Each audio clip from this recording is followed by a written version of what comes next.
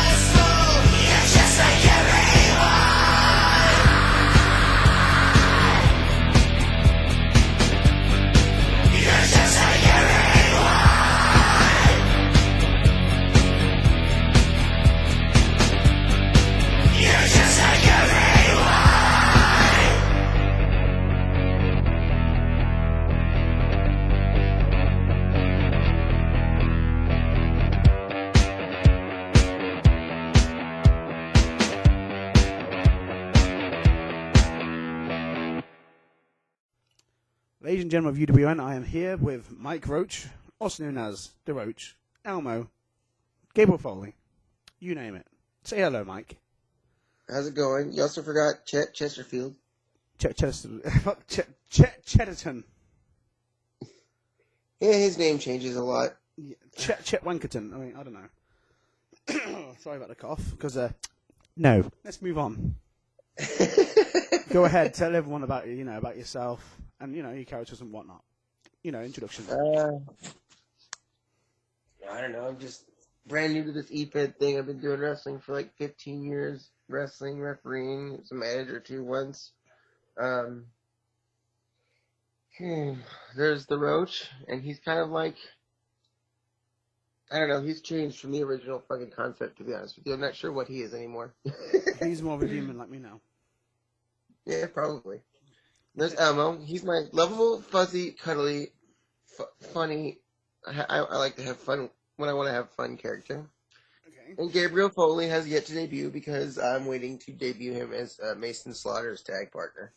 Yeah, I get that. So, in this podcast, this episode, we'll be talking about your current EFED status right now, and obviously what your ambitions are and what you want to do in the future. And also we'll be talking about a lot about your past with your real life wrestling, career, what you've done in the past, and what you like, what you like to do in your spare time, pretty much. Yay me! And also a lot of questions. And also down the line we'll be doing a WWE quiz as well, so that's gonna be fun. We're doing a quiz about WWE. Yeah, I'm down. It's fun. It's gonna be fun. Hella fucking fun. Shall we get started? Shall we get started? Yeah, sounds like the funnest shit ever. My number one question right now is, how did you find out about UWN? You can say names, you can talk about, this is unrestricted, you can do what the fuck you want, you talk about what you want. So, how did you find out about UWN? And EFED in general? Well, Johnny Martinez is where I started in EFEDs in general. Because I was kind of scrolling Facebook, and over the last year, he's been inviting me without saying anything in messages, silently trying to get me into this EFED thing. And I think I just ran across, huh? That's what he does. He did it to a lot of people. But go on. And I think I just ran across SPW or SWP. Fuck, I don't know that one. SWP. And yes, that one. And did a couple promos there, and I had some fun. And I wasn't too into it until I saw a Pastor Sean Dean promo, Go on. and I was totally into that. I was like enthralled with the first promo because I saw.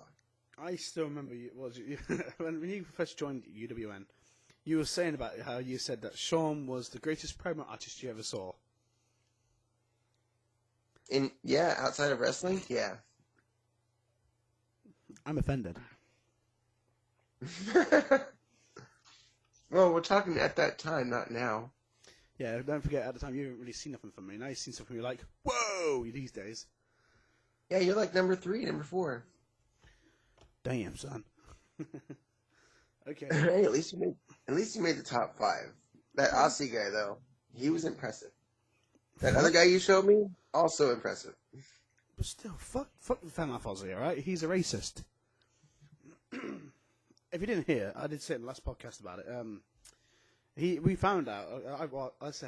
I remember the reason why he's blacklisted from eFeds because he used to be part of Lit Wrestling, which is owned by Jonathan Prada, Jay Prada, and he has 2 people in there that's called the Dragon Brothers, which is Billy D. Williams and Rob Williams. They're also they're part of UWN history as well. They do come and go sometimes, but they usually do come in when they're not busy and you're looking for somewhere to just have fun now and then.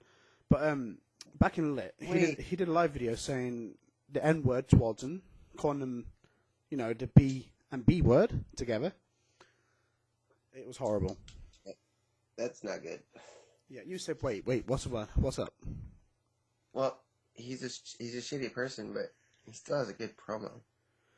No, he doesn't. That's like saying that fucking Dylan James is a good promo artist. Dylan James is not a good promo artist. I mean, this guy pretended to have cancer to win a title match. He didn't have cancer. I don't know who that is. You don't want to know, trust me. I mean, later on down the line, you'll probably find out about his history. Everyone finds out eventually. It's one of the biggest fucking controversies of EFED. But anyway, back to the main question. How did you find out about UWN? Well, I was talking to the pastor and telling him I wanted a feud with him at SWP, and he said he didn't know if we could there. And somehow I got talking to Michael Lavelle, and I don't remember exactly how that started. I think it was through him. It might not have been though. I'm not exactly sure. Yeah, I get that. And he brought me to EWN. He said, there's a lot more freedom over here, and he was right. Yeah, I get that.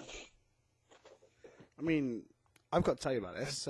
Michael Lavelle, he was boasting saying that he was the reason why you came to UWN, saying that he was the one who recruited you. I mean, technically, if you want to call it that, I wouldn't call it recruitment. It was more like a recommendation, and to come try it out. And then I was like trying to figure out how to debut, and it was like my second or third ever promo I've ever done for EFED, and I just kept popped up with the idea, and I was like, what if I just attacked you? I'll attack a pillow or something, and I'll figure it out. And he's like, yeah, I'm not on the next card anyway, and I just won the title. That can explain how I'm not on it, and that's kind of how that all started. Yeah, that makes sense. Sorry, I am here. I was just replying to Ronnie King from CDBF because, he's my boss. You're good. I wasn't ignoring you. I heard what you said, bringing him in, to attack him in the attack frame. I heard you, don't worry. Okay, then that's fair enough. Okay, you've already answered one question, which is going to be the next one, so I'm going to move on. Right now, did you have any mentor figures in EFED? Well, you. Oh, thank you very much. That's about it.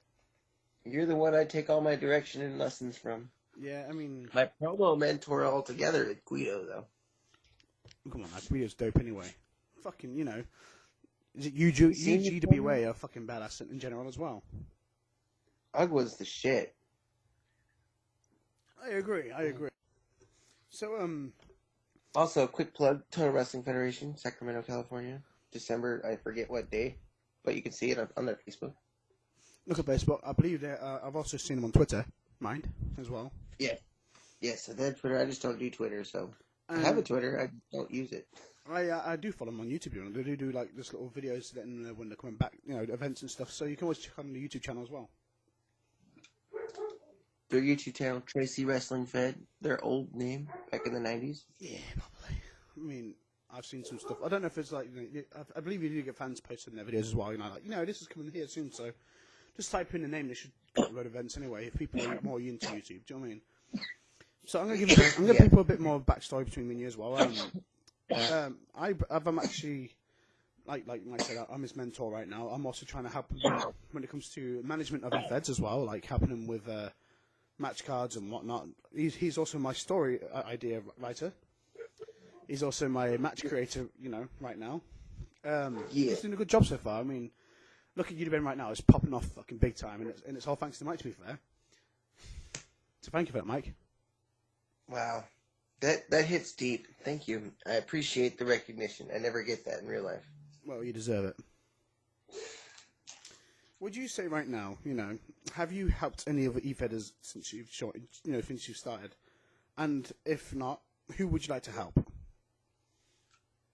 I don't think he would ever admit it, but I think I've helped Austin Wilde indirectly.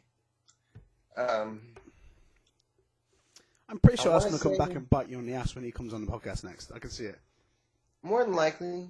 I'm pretty sure he doesn't like me in real life, but you know, I've been trying to be an indirect mentor to the kid anyway, because I see so much potential in him. I know it's because even in the group chat, he's like, fuck off. Do you know what I mean? Right? Like, but if you noticed, I don't think he even notices this, but his promo style has changed since I got here. I don't know. I can't say anything. I've got to be that man that's got to be, you know, non-binary to anyone. Do you know what I mean? I've got to be non-biased. Well, I've noticed that his promo style has changed and gotten better, and I'm going to say it's my indirect influence, whether that gets me in trouble or not. Okay, I've got a question for you. Would you say that you've helped Sean a bit more with his promos, you know, since you first started in UWN? He says I have, and until I would say yeah. I don't know how. I'm still trying to figure out how I helped Sean, but I would say I guess I have if he's saying I have. Yeah. So let's just go with I blindly helped him. Well, he was his words was I think you heard in the last podcast. He said that he doesn't think he's helped you, but you said you've helped him. You know, he's helped you. Sorry, but he's like, I don't think I've helped anyone. I was like, yeah, you've helped quite a few people. You just don't understand it. Do you know what I mean? So it's the same with you, I think. He helped me immensely. I could honestly say he's more than 75% of the reason why I love EFED, and I get so fucking excited about it. Yeah, like especially when I get to do a story and it's me and Sean. That's my magnum opus. I'm just like, all right, this has to be the story I do. This has to be the best one. This is it. This is me and him. Yeah. Don't ever say Magnum again, because when you said Magnum, it reminded me of Magnum Dong. Ah, my bad. Fucking Danny DeVito. My monster count of my Magnum Dong. I want to say, who do I want to help? Who would you like to help? Go ahead. You can say any name. Any company. I want to figure out how I'm helping Sean and help him more. Yeah. Because I can see that there's sharpening to do around his edges. I want to...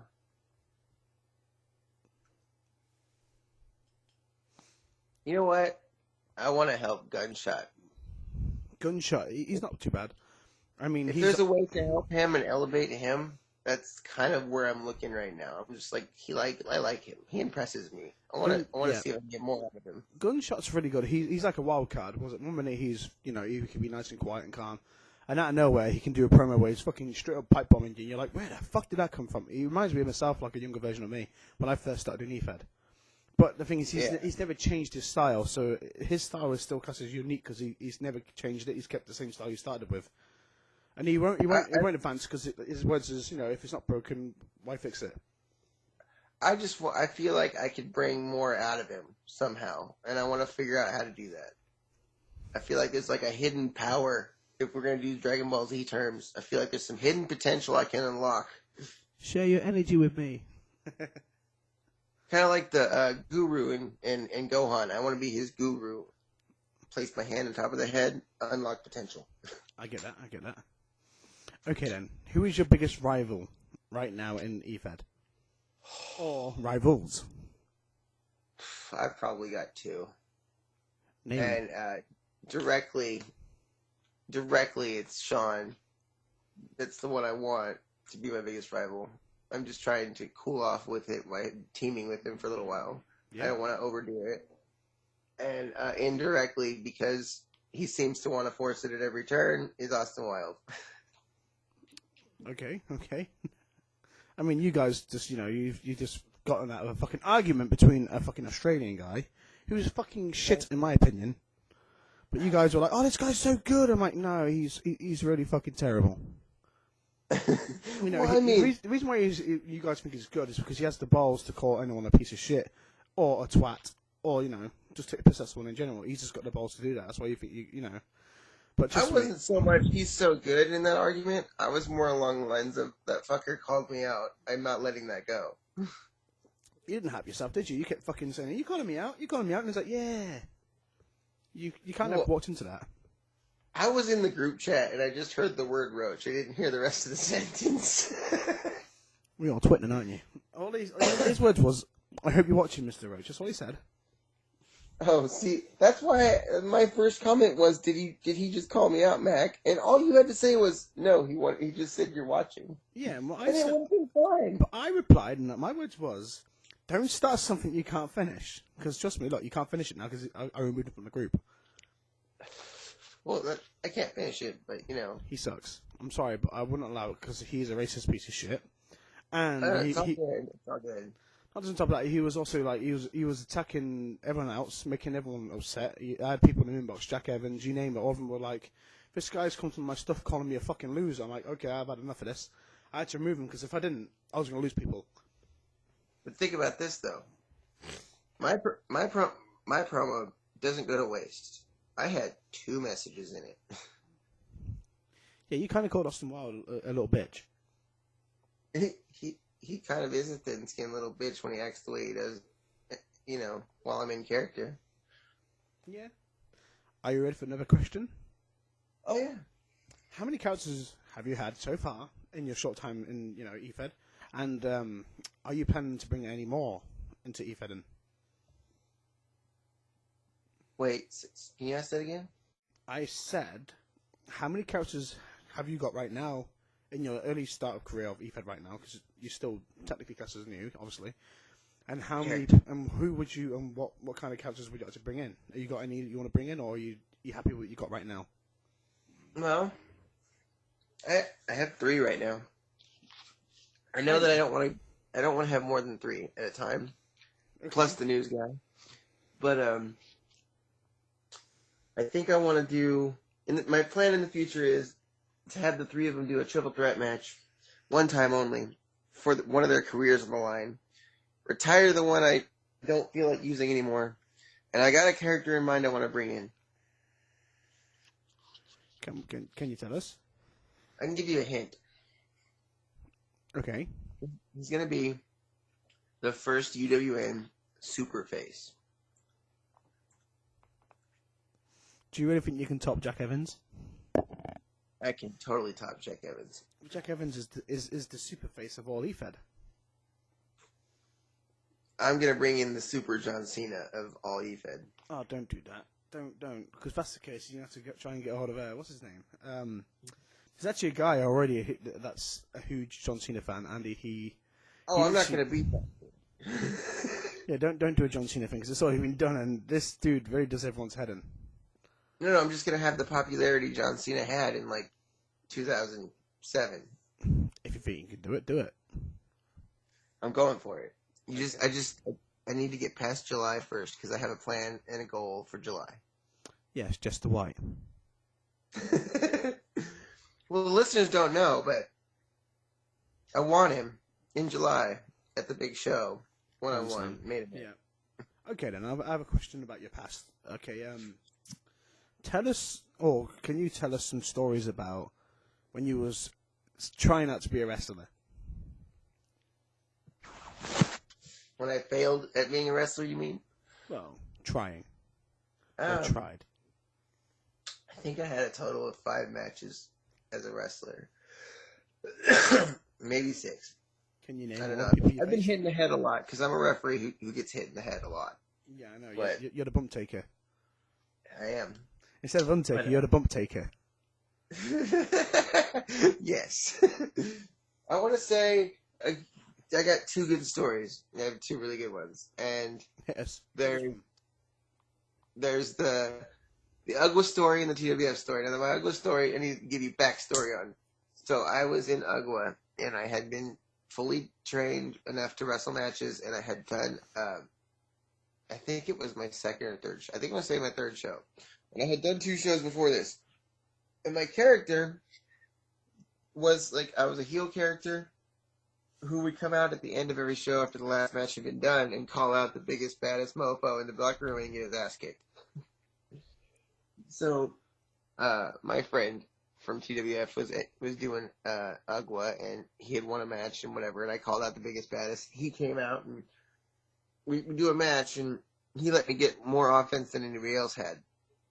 But we get to a spot where I'm selling in the corner, and he's on the other corner waiting for me to get up, and I get up, and he looks at me, and he goes, "Here I come to kick your ass," and the funniest fucking singing voice I've ever heard, and it was just, I had to like bite my tongue and make it bleed so I didn't laugh and break character standing in that corner as he came to spear me. God. That sounds And the other fucking story hilarious. Right? And then the other story I got is my TWF story coming up, and that was my last match, and I was I had made the very stupid and young person poor decision to drink, and I drank a bunch of wine or something like that before the show, and I was thinking I was going to sober up before the show, and that's a terrible idea. Never do that. And I did not sober up. And I forgot like every spot in the match, right? And in wrestling, my best friend in like all of wrestling, his name is Ron Rufio. He's currently has had to retire because he had brain problems. Yeah. But Okay. Ron Rufio, he goes, "It's time for the gas brake dip," and just so everybody knows, that's a move where one person's head's hanging on the ropes and the other person's on the apron on the side of the ropes and says gas brake dip 3 times and then kicks him in the head as hard as he can. Yep. And I forgot Ron's wearing steel toe boots, and you're supposed to put your hand up to block the kick. And he goes, "Okay, gas brake dip," and I'm like, "What?" And he puts me in the ropes and he starts singing it. And so gas brake dip, gas brake dip. And he says it the 3rd time, and gas brake and it dip. He's kicking me, and I like looked up and went, "Oh yeah, I'm supposed to put my hand up." And I don't remember anything else from the rest of that night. He smacked you right in the head and knocked you out, I'm guessing. Oh yeah, I was done. Ouch. Okay. That was my last match. Not bad. I mean, it's a good way to go out, I guess. Oh, against my best friend in wrestling, I didn't really, I knew I was bad, so I didn't really have any goals left anyway. Okay. Can you tell us a story about how, is it Guido cut your head open? Oh, okay. That's in my last year of being in the wrestling business actively, like all the time. And I was in UGWA, and I had talked Guido into letting me be the main event deathmatch referee based on skill and friendship, in that order. Yep. And for UGWA, and I got to raise his hand when he won the title that he'd been chasing 2 years, the Ultra Violence Championship, or God, I hope that's what it's called. Total Violence Championship. Sorry, the UGWA Total Violence Championship. Yeah. And got to do most of his run with it before he had to move to Australia. And during that run, we were doing a show that was kind of not one of the main shows. It was during like a festival type of show. Yeah. And I had been asking Guido to give me color, which means cut me open, Yeah, I know that. for 4 shows, for like every show. and he's a face. So he wasn't gonna bump me, and he wasn't gonna break character, and he wasn't gonna, just like ask you anyway. Find a way. We could do it accidentally, something. And he's just, nope. I need you to be my referee. I need you to be able to keep coming back. And nope. And so we're doing this show, and it's like he's not in a deathmatch thing. It was like a 4 tag team elimination rah end of the show match, and him and Sin are in a tag team. Yep. And anybody who doesn't know Sin, he's like tall and big and scary. He's the only person I can honestly say in the wrestling business I'm very scared of. Like, in the most legitimate way. I look at him and go, I don't know if I want to get back in the ring with that. Isn't he like 400 pounds? Yeah. He looks like it, but I don't know. He works out and stuff, so he might be like in the 300s, but yeah. Okay, then kayfabe 400 pounds, we'll say. Definitely kayfabe 400 pounds.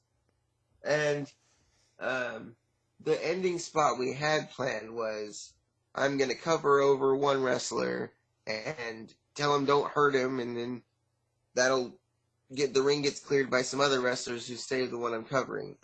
And Guido and Sin are just going to be outside the ring fighting off. It was a 4-team match with him. They go fighting into the back the other way. Yep. And that did not happen like that at all. Because I cover over the wrestler, and I look up, and the wrestlers that I'm supposed to be protecting him from aren't there. I looked up, and I saw Guido and Sin.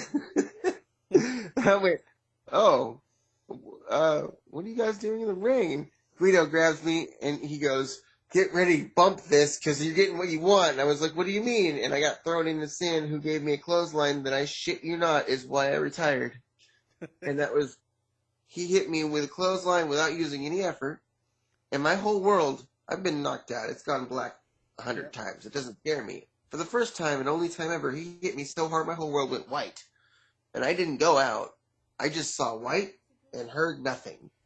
And then all of a sudden, it all started coming back. And Guido's standing over me. And he's got me by the hair, and he's pulling me up, and he goes, you've been asking for this. You're finally getting what you want, bitch. And he just starts cutting me open with his head stabber. Yeah. Should I edit that picture in for the YouTube video of this? Should I put the picture up? Do it. Okay, it's going to be on the video. If you guys, I love that picture. For those listening on SoundCloud, you can find this on YouTube with the same name, UWN Unrestricted Access. It'll be episode 2, Mike Roach. It'll be called episode 2, Mike Roach. If you find it, you should be able to see the picture when this topic comes up.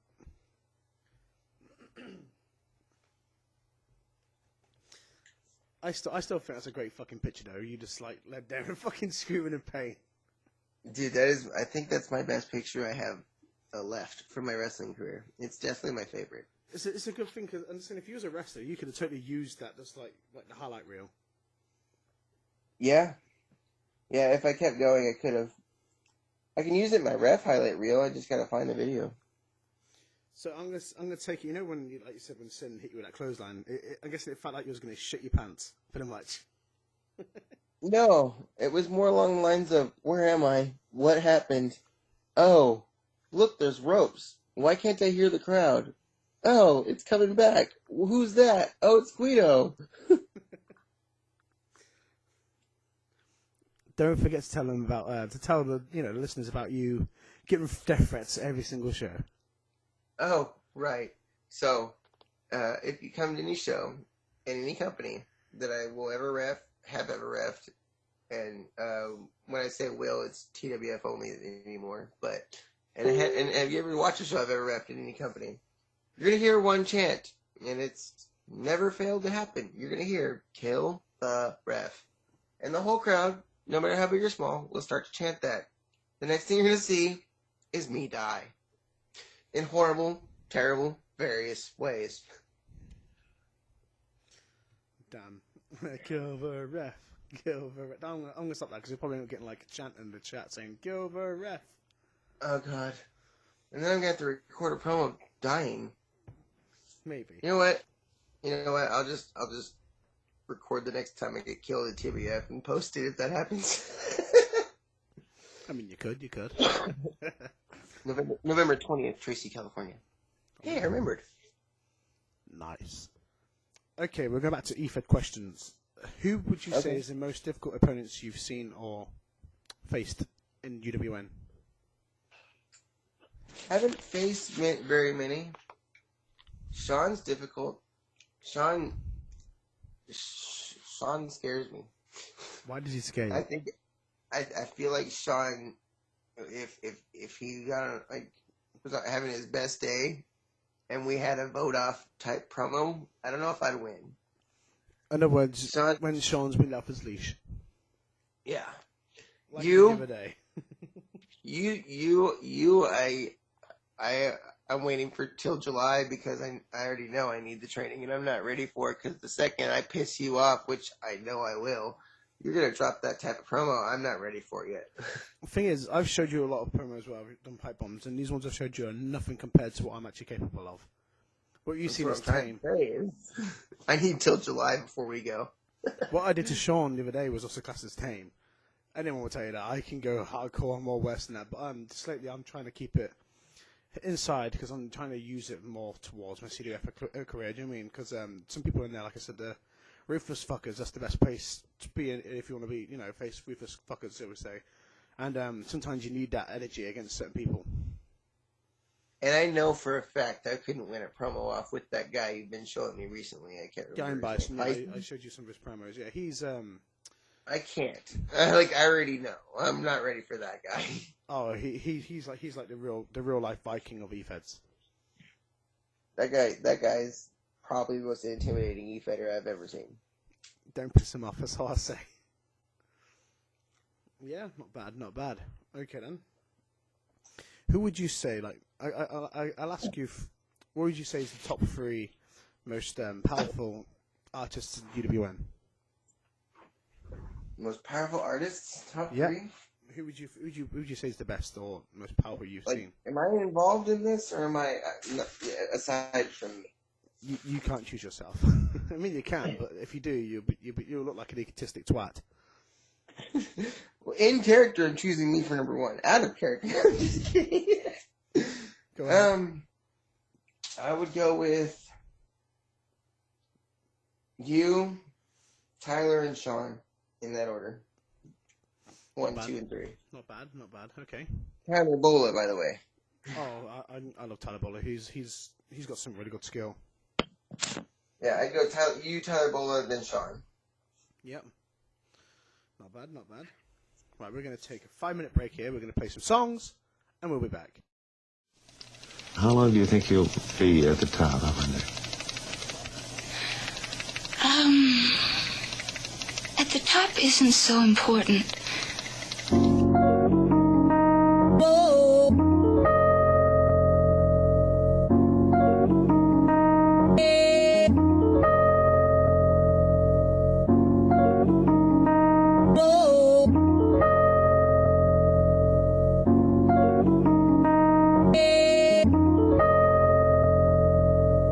After you got what you want, did you want it? Well, real talk, I never cared about the top. I just wanted to make it out and knock a shot up on the block. I just want to write down all the words in my head, so when I die, they remember every word that I said. I remember when I started writing back in the day. Nobody wanted to hear it, so I just packed it away.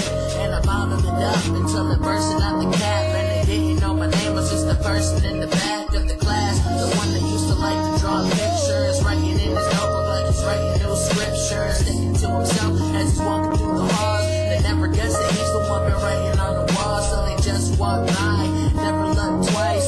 Called him fat and gay and never cared to say he looked nice. It really took a toll on his self-esteem. Late at night he laid in bed saying, why is no one helping me? Why am I the only one that cares about my future? And at that exact moment he opened his computer, grabbed a pen and pad, found a hip-hop beat, and he wrote down, none of this shit will stop me. I'ma just keep going, just keep flowing. Knock me down, I'll get back up and just keep going. All my punches at these bullets trying to pick me apart. The only problem they can hit me, but they can't hit my heart. Cause I'ma keep getting up until I don't got legs. And I'ma keep talking this until I don't got breath. And I'ma keep going strong until I'm way past that. But even then I still live with all the words that I said. It's not about making money and making it to the top. I don't need to buy a mansion to come with this old yacht. I just wanna live my life with some kids and a wife, with a dog and some cats and some food every night. All I really want is the hard times to stop. Cause miss your anonymity? Do you miss being able to go out and not be recognized and go places so that, as it used to be before you became famous, so no one would pay any attention to you except... I'll tell you.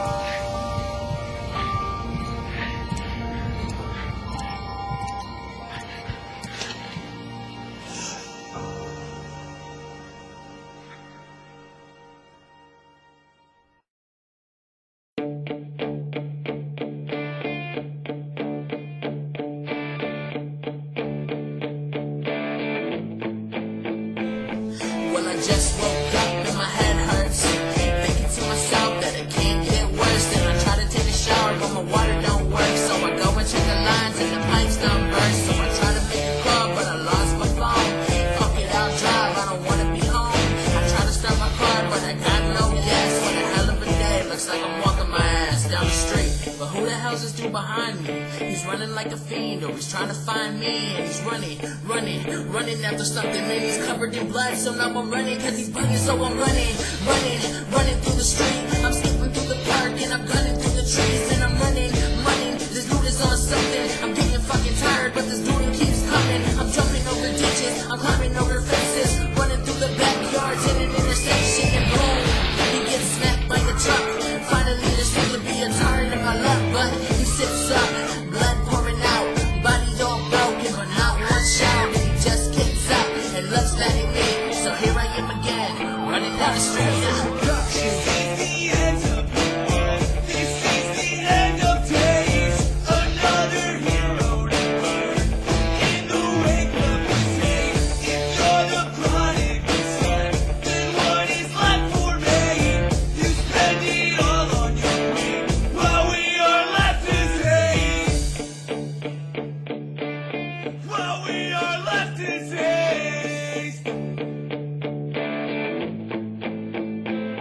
So I'm running down the street and I made it to the city, but it's all on first, so I'm booking like a gypsy. Now I'm running for the dude times 2 times 10. Got the horde on my back and the car's my death. Now I'm pressing through doors, running through stores, flipping over carts, but there's blood in the floor, cause the whole store is fucked. Everyone's infected, it must have been something that everyone ingested. Fuck, I fell face first in the dirt when it didn't pick me up by the front of my shirt. And I scream, who are you? When he says I'm great, but they look like you and you and me. Fuck.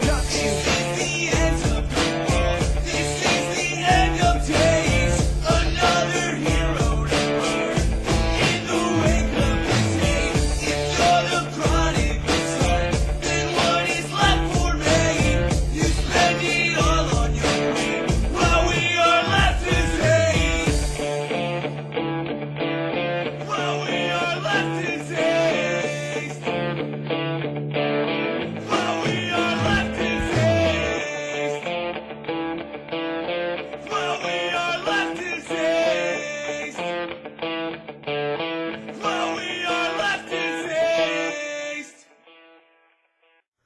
welcome back. You heard some songs. Let's get back to the questions. Fuck it. Let's have your top 3 weakest people you think are in the UWM right now.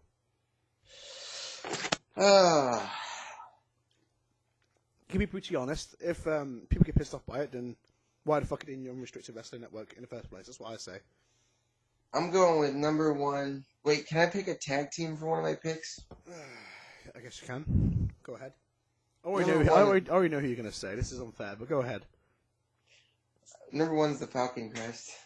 Why would you say that? I haven't seen much from the partner, and I can't hear the promos or feel any emotion from any promos that come from Eros. Oh, you mean Jack Evans because he's a bit quiet? I think it's his microphone. I think he's quiet, and I just don't feel emotion from him either. Like I don't feel it. Well, he's told me a few times he's at that certain age where he can't really, he's not really used to technology. But I think if he moved his hand away from the microphone a bit more better, we'd be able to hear him better. Do you know what I mean? True. And on top of that, I don't care what anyone says. If people have a go at me for this, I don't give a fuck. I still think that he should, take some time off, come back and do like a Joker gimmick. Because I think it'll fit him. Dude, I think that would be perfect. A lot of people hate my opinion on that. They're like, oh, I want a Joker gimmick. It's like, well, fucking do it then. You know what? I'm changing my answer. I would tag with him and help him if he was willing to do that. Yep. Not bad. Okay, then. Number 2? Go on. Number 2 is Austin Wilde. Why would you say that? Dude needs a lot of work. Like, I just hear the kid in him. Not in his voice either. I just hear the kid in him so often. So you hear like the child wrestling fan in him? Yeah, oh, God, so often.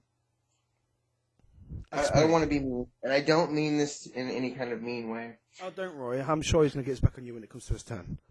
But he's a mark, and he's a fat mark, and it's bad. That's some big words. Like, he's the fattest mark. And I'm just like, dude, that's what I was when I first joined the wrestling business. My God, you're just like me when I first joined the wrestling business. You got the jealousy, you got the thin skin, you got the wah, and you love everything wrestling so much so that it's like, I know you don't believe that it's real, but it looks like you do sometimes. Okay. I'm going to say this before we go ahead. This is none of my opinion, but this is all from Mike Roach. So if anyone wants to shoot somebody, please shoot him. And I'm getting shot. Don't worry, Austin. Well, when you get on, you can have your chance to talk smack back about him. I allow it. Let's carry on. Okay, what's your last? It won't bother me. I won't come at you and tell you to stop either. Just so we're gonna say. I'm just gonna say that. Okay then. So what did you say was your last pick? I don't even know if I have a last pick. Everybody else seems so strong. Just the You know what? I know who. Because I've seen nothing from him. And you know what? I'm going to call him out on this podcast. Elmo calls him out because I've seen nothing from him, and it's Insidious Black. You want to call out Insidious Black, also known as Jester Black. The Godfather of Evil. I haven't seen him drop anything. Well, he's the Godfather of Evil. And he is unintimidating, and Elmo, my Elmo character is the one calling him out. That's how unintimidating he is to me. You want to fucking call out Insidious Black, the most, let's just say he's the Godfather of Evil. He doesn't have to show up if he don't want to. Trust me. When he does, he's also known for killing people's characters off. Well, watch. Hold on a second. Ready for this? Let me jump in character here. Ready? No, I'm about. Elmo calls out right now, live on this podcast, Insidious Black, next week, for the Hardcore Smash Championship. You name the match, bitch. Okay, now Elmo said that, I'm just going to reply back to Sazzy over here. I'm not being bigoted, I'm just saying what people say. When I did the Insidious Black character, remember, I shot people off. I killed the character, so people called me the Godfather of Evil because Godfather's character. So, I'm not big-headed, I'm just saying what the name is. Anyway, we're moving on, because Zazzy's going to kill me. Moving on. Okay, let's move on. What would you say if someone came up to you in the streets, I don't know when, asked your opinion, let's say you didn't know what, obviously, E-Feds were at the time, but what if a random person came up to you and asked you, what is an E-Fed? What would your answer be? I've been asked this by several wrestlers I've been trying to talk to about eFeds, and I say this, the same thing every time. Think wrestling all based on promos and judging and story. And then I get, what do you mean? And I go, we do everything leading up to a match. Judging and imagination does the rest. Results help. Yeah. And the answer I get every time is, oh, got it. In other words, it's just wrestling without the wrestler. Yeah. Okay then. I've never said it out loud, but I have a mean way of explaining it in my head. Okay. Here's a question, also an opinion asking towards you, shall I say. What would you say what makes a good character when it comes to eFedding? Backstory is important. Have a goal. Make sure you make a character that has a goal. That's like number one. My advice would be never think you're good enough. Always go back to training. Always train, even if you're like hot shit at the time. Always keep, looking for something new to do. Don't always just keep using the same shit over and over again. Never let your character meld in with your real life persona. Yep. Although that's also a wrestling thing. That's just all wrestling, eFed and regular. There's one. Don't think you're God's gift after you've won like 5 or 6 matches in a row. Don't think you're God's gift, because that's not how it works. No, you can have a good winning streak, and the next week you can be shut down. And if you get shut down, don't act like it's dodgy dog. Do you know what I mean? Don't act like, don't be solely saying, oh, that's not real. That's fucking fake, or that was being rigged. Don't say that shit, because that never happens. It's usually because you've gone too cocky for yourself. Yeah. Yeah. Austin. Sorry, you have a cough. That's not nice, you asshole. Okay then. Let's take my pot shots where I can get them. What do you want from me? Yep. So we're gonna get on with the. Let's do the. Shall we do the wrestling trivia questions of WWE? Whatever you think is next and is best. Okay. Mr. Host. Let's get on with this.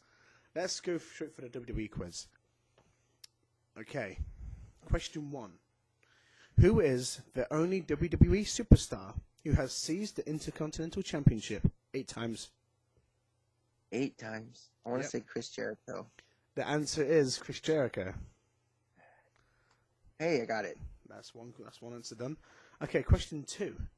Which 2 WWE superstars today and in the past attended WrestleMania 6 in Toronto Skydome? 6 is so far back. I didn't really watch 6. Which one is 6? Fuck. Ask the question again. Which 2 WWE superstars today and in past have attended WrestleMania 6 in Toronto Skydome? Today, too? Yeah, they're around today. I mean, one of them's in another promotion right now, but there's 2 wrestlers who was around. Let's just say they're known for attending WrestleMania 6 as kids and have been in WWE themselves in Toronto Skydome in future. I want to say Edge and Christian? The answer is Edge and Christian. Hey! That was Edge I knew when he said fans. I didn't know the second one. I kind of just guessed. Question 3. WrestleMania 2000. Yeah? My favorite. My favorite too. Which McMahon was on the side of the Big Show in a Fatal 4-Way match for the WWE? Shane O'Mac. Answer is Shane O'Mac. You're right. Question 4. What is the Great Khali's finishing move? He's got 2. He does the choke bomb and he does the head squeeze. Okay then. you got to be more say the actual name for the finishing moves. Well, wasn't the choke bomb the choke bomb? Okay, the second one. The second one called the head squeeze, was it? I don't remember what that was called. The skull crush? No, that's Miz. Shall I tell you the answer? Yeah, just tell me. The vice grip. Oh, now I feel stupid. Question 5. Well, that is such an old 80s move. That's like early 80s, okay? That's not fair. Still, I know a lot of people hate on Great Khali's run, but when he first started as the monster gimmick he did, I thought he was fucking badass. One of my favorite segments in WWE history is when you kept seeing when it was going to be like Randy Orton, Edge, and Shawn Michaels in a triple threat or something for the title shot of Cena on a Raw, and all of a sudden it's like Randy Orton's dead in the back. Oh, look, and it's Edge is dead in the back, and Shawn just comes out, and I'm calling out whoever's taking him out, me and you, and Khali just comes out and kills Shawn Michaels, and that's that. Yeah. I was just like, wow. Well then. Okay, question 5. Who brandishes the record for the longest time spent in the ring during the Royal Rumble? Of all time or in one shot? I'll repeat my question so you know a bit more. Who brandishes the record for the longest time spent in the ring during a Royal Rumble? So, of all time Royal Rumbles. I think it's either Kane or Roman. No? Nope. Is it Braun Strowman or Brock? Nuh-uh. I got no. Oh, is it fucking Rey Mysterio? Yes, it is. After what, 3 guesses? Shut up. Question 6. Which is presently the most watched wrestling tournament ever in North American history? The Deadly Games tournament. Hulk Hogan and Andre the Giant's 1988 rematch at the main event. That was a tournament? It was in a tournament. Huh. Yeah. Mad. Okay, question 7. How much does Hornswoggle weigh? I want to go with 80 pounds. Bit more. 95 pounds. A bit more. 112. A little bit more. 119. Bit more. 130? Dead on. Dead on. 130 pounds. I can't believe it. Yep. I didn't think he broke 100. He's weighed 130 pounds, and he's also weighed 140 pounds before. And he goes by Swoggle now. Yes, he does. There's no horn. It's a shame. Horny little bastard's now gone. Question 8. Who won the first ever Money in the Bank event? Event? Like the pay-per-view or the match? Match in general, I think. The first winner's Edge, right? Yeah. It is Edge, you're correct. Okay. Question 9. What does MVP say when he does his finisher? Ballin'. Correct. Fucking he's on a roll right now. Fuck, should we try and hit him with a swerve question? Question 10. What are Chris Jericho's 2 finishers called? He's got Of WWE only. He's still got 3 in WWE. Because that's the Lion Salt, the Walls of Jericho, and the Codebreaker. Correct. You are correct. But the main Try to give me the trick question. I see you. The main 2 questions he had was Codebreaker and was Jericho. Question 11. Who has won the maximum Royal Rumble and how many? Stone Cold won 3. Yep. It is Stone Cold. He won it 3 times in a row. Has John Cena not hit 3 yet? I thought you hit 2. Okay. Question 2. He wins so often. Huh? John Cena wins so often, it's hard to keep track anymore. John Cena sucks at this point. Question 12. Who did Andre the Giant knock out in a body slam challenge? Oh. Is it Big John Studd? It is indeed Big John Studd. I thought you didn't know nothing much about the 80s wrestling. I don't. I think that might have been on a What Culture list. Probably. Okay then, question 13. Which football team does John Cena support? He's from Minnesota. No, he's not. He's a Patriots fan just like me. Tottenham Hotspurs. Wait, you said baseball, didn't you? I said football. Like English football or American football? I don't fucking know. This is Tottenham Hotspur. I think it might be UK. I don't fucking know. We'll move on. That has to be UK. I've never heard of it. We'll move on. Question 14. At No Mercy 2007, Batista beat who for the World Heavyweight Championship in the Punjabi prison match? Oh. Yeah, Undertaker faced Big Show in that replacement, so Batista beat Cully. Yes, he did. Yeah, okay. Okay. Question 15. Who gained a victory in the King of the Ring tournament in 2000? Who gained a victory in the King of the Ring 2000? 2000. Kurt Angle was the King of the Ring in 2000. Yes, the answer is Kurt Angle. Greatest rookie year of any wrestler ever. Yep. With a damn broken neck. Anyway, question 16. Who succeeded in Raw's 15th anniversary Legends Battle Royal? Oh. I'm going to say this right now. He's the greatest wrestling legend of all time. Heel or face? I bet both. Fuck. I want to go with... Isn't it Volkov? Iron Sheik. I knew it was like one of them heel guys. Yeah. I could have given you a hint of a giant mustache, I could have said. Yeah, that would have given it to me. Question 17. Who is the longest reigning Divas champion? Divas champion. I want to say Michelle McCool, the wife of The Undertaker. Guess again. Longest reigning Divas champion. Is it Paige? Guess again. Divas champion. Look, man, that was around the time I believed in death to women's wrestling. We're gonna go with. Do you want a hint? Yeah, I want a hint. Holla. Oh, it's really? It's the stripper girl. The stripper Kelly. There we go. No, the other one.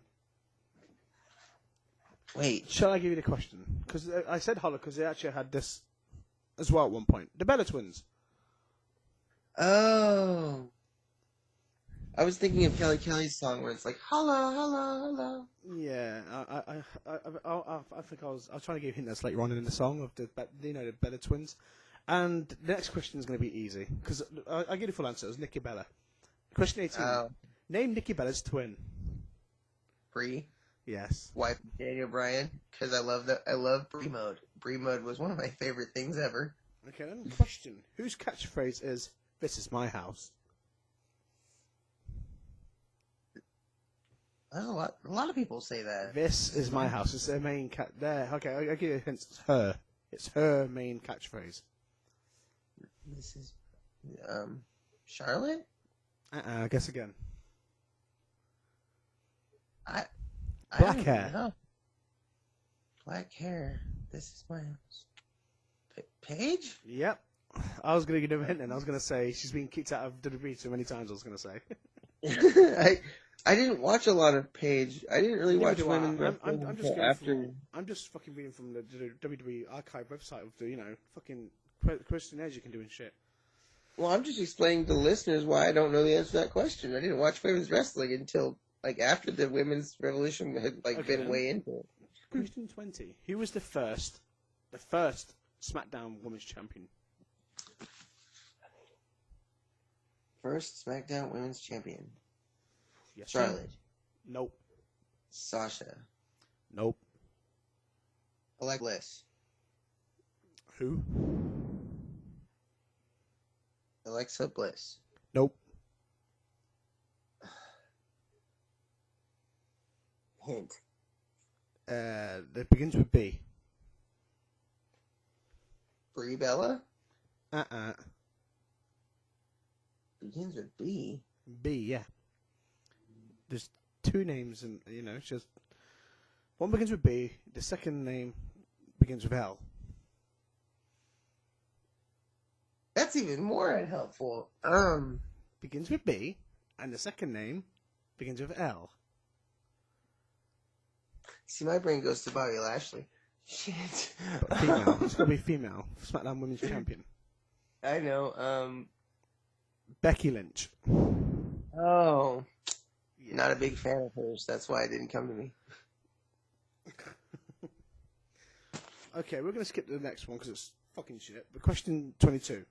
Name this red-headed diva who is well known for counterfeiting injuries to get out of a game. Eva Marie. Dead on. Dead on. Question 23. Name the Never chairman's spelled that. daughter. Huh? Name the chairman's daughter. Stephanie? Yep. Dead on. That was easy. Okay. Name the first overall draft pick in the WWE. Oh, fuck, I just watched the first draft, too. Oh, fuck.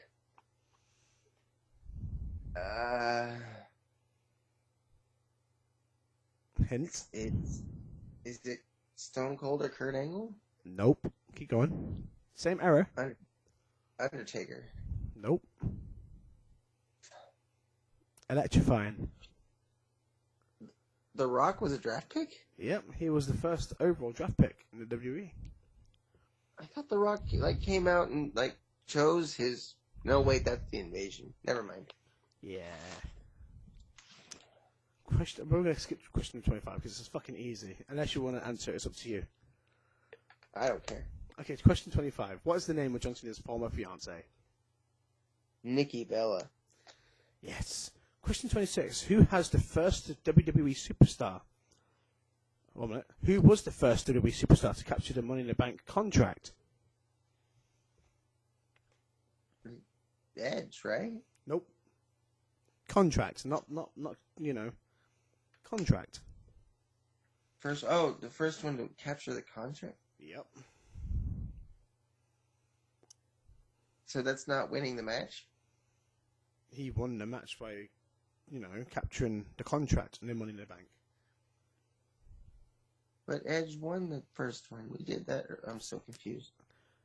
Cult of personality. Yeah. Wait, he won for the first? Not the first ever Money in the Bank. The first WWE superstar to capture the Money in the Bank contract. Oh, I misunderstood the question. I said it twice. No, I just misunderstood. I'm sorry. CM Punk. My fault. Yeah, it was CM Punk. Okay, question 27. What year did WrestleMania officially debut? Oh, I don't. 1987. Close. 1986. Closer. 85. Dead on. Okay. Okay, then what started the WWE Alliance conflict in 2001? Shane McMahon signed the contract underneath his father? For WCW. Yeah. And Stephanie, I think it was ECW? Yeah, that was later on, wasn't it? Yeah, but that's what started the whole Alliance conflict. Oh, okay. 28. Okay, we're on question 28. How many WrestleManias were held in the city of Houston? Oh, that's 4. 2. Okay. That was close. Not bad. Okay, then. We're going to move on to another thing, I think, because this is boring the shit out of me a little bit, this fucking quiz. It goes on and on and on, and I ain't got time for that shit. I don't got time for all this either. I'm starting to get a headache. Okay, then how's about this? What would you say was your most favourite event you've ever been to in wrestling, indie wrestling, you name it?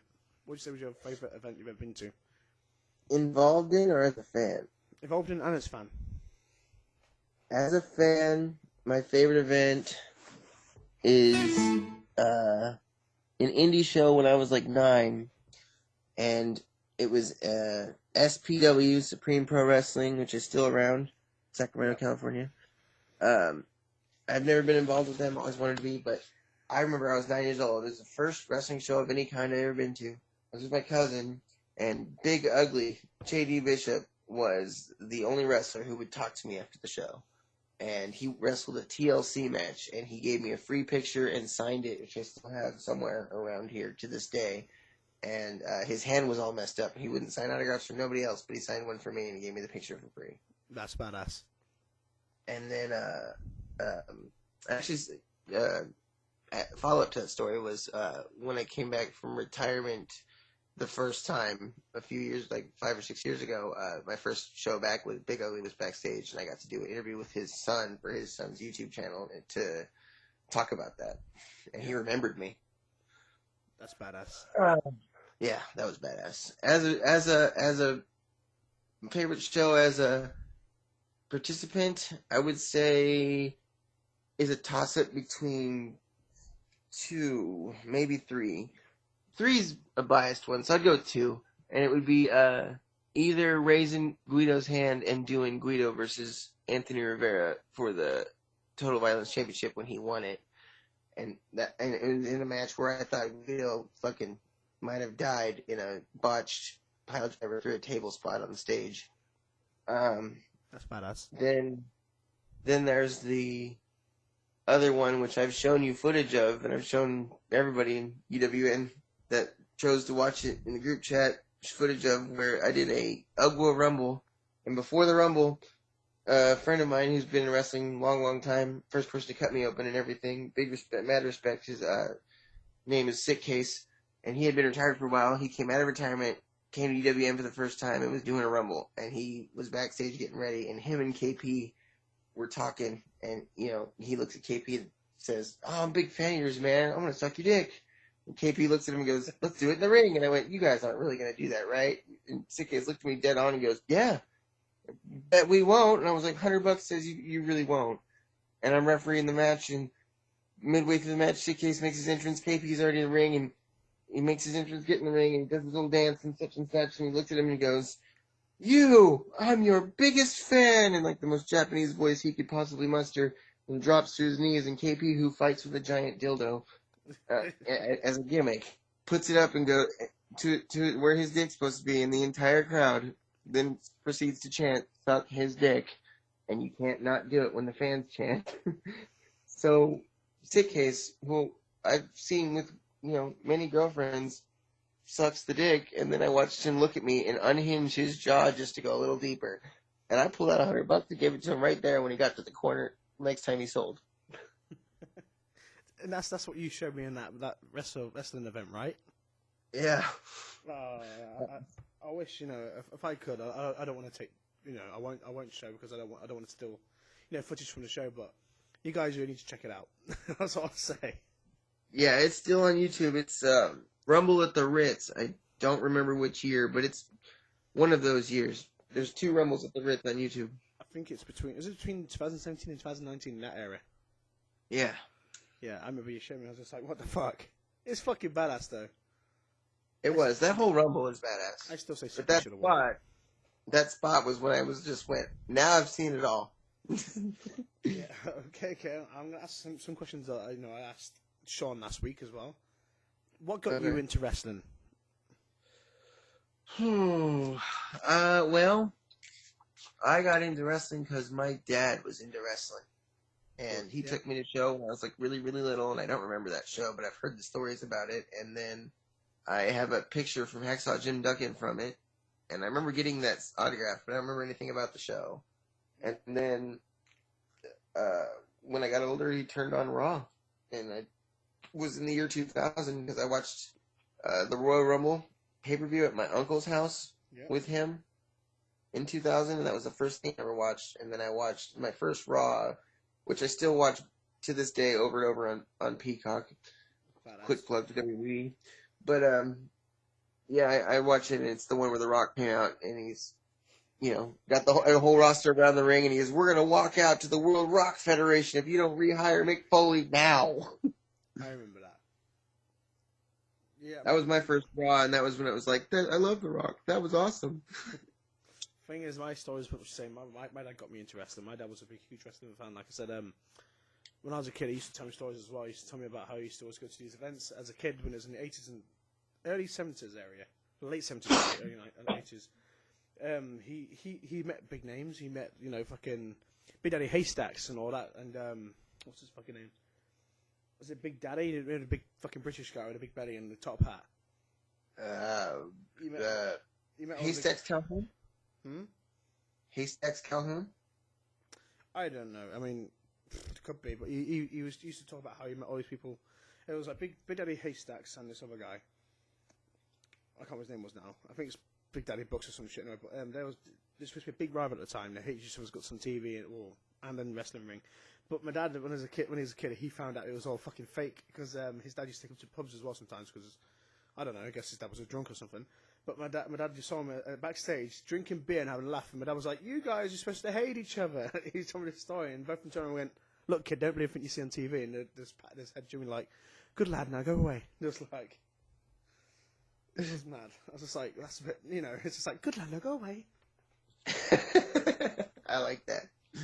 My dad has a story about that first wrestling event, and I was like really little. I was 4 or 5 or something, and it was me and him, and we were in the crowd or something, and he said he went to go get food. I asked for food, and he got nachos, and his hands were full of food, and he like looks out in the crowd to find me, and I'm not where I'm supposed to be. I was in the front row, and I'm flipping off Doink the Clown with both my fingers, and I was only like 4 or 5, and he like dropped all the food and had to come and run and get me, and sorry. Oh, fuck. He doesn't know what he's doing.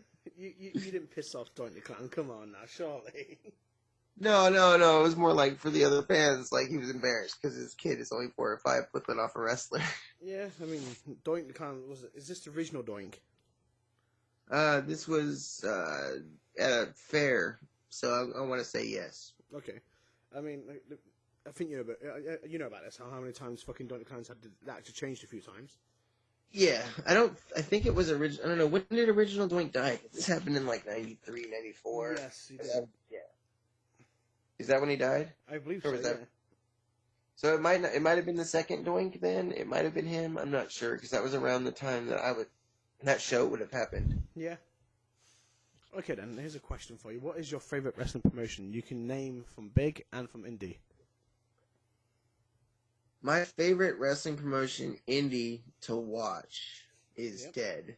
So, Ring of Honor? no, it was WCPW, aka Defiant Wrestling. Yeah, I know. I fucking love that show. Jimmy Havoc for life. David Starr all day. Do something. Or Primate. I loved Primate. That dude was badass. Do you remember when Primate did the little tag team with Jimmy Havoc? Jimmy Havoc turned around and fucked him over. That was the best. That feud was the best. It was. I want to say Alive Promotions, my favorite indie is probably to watch.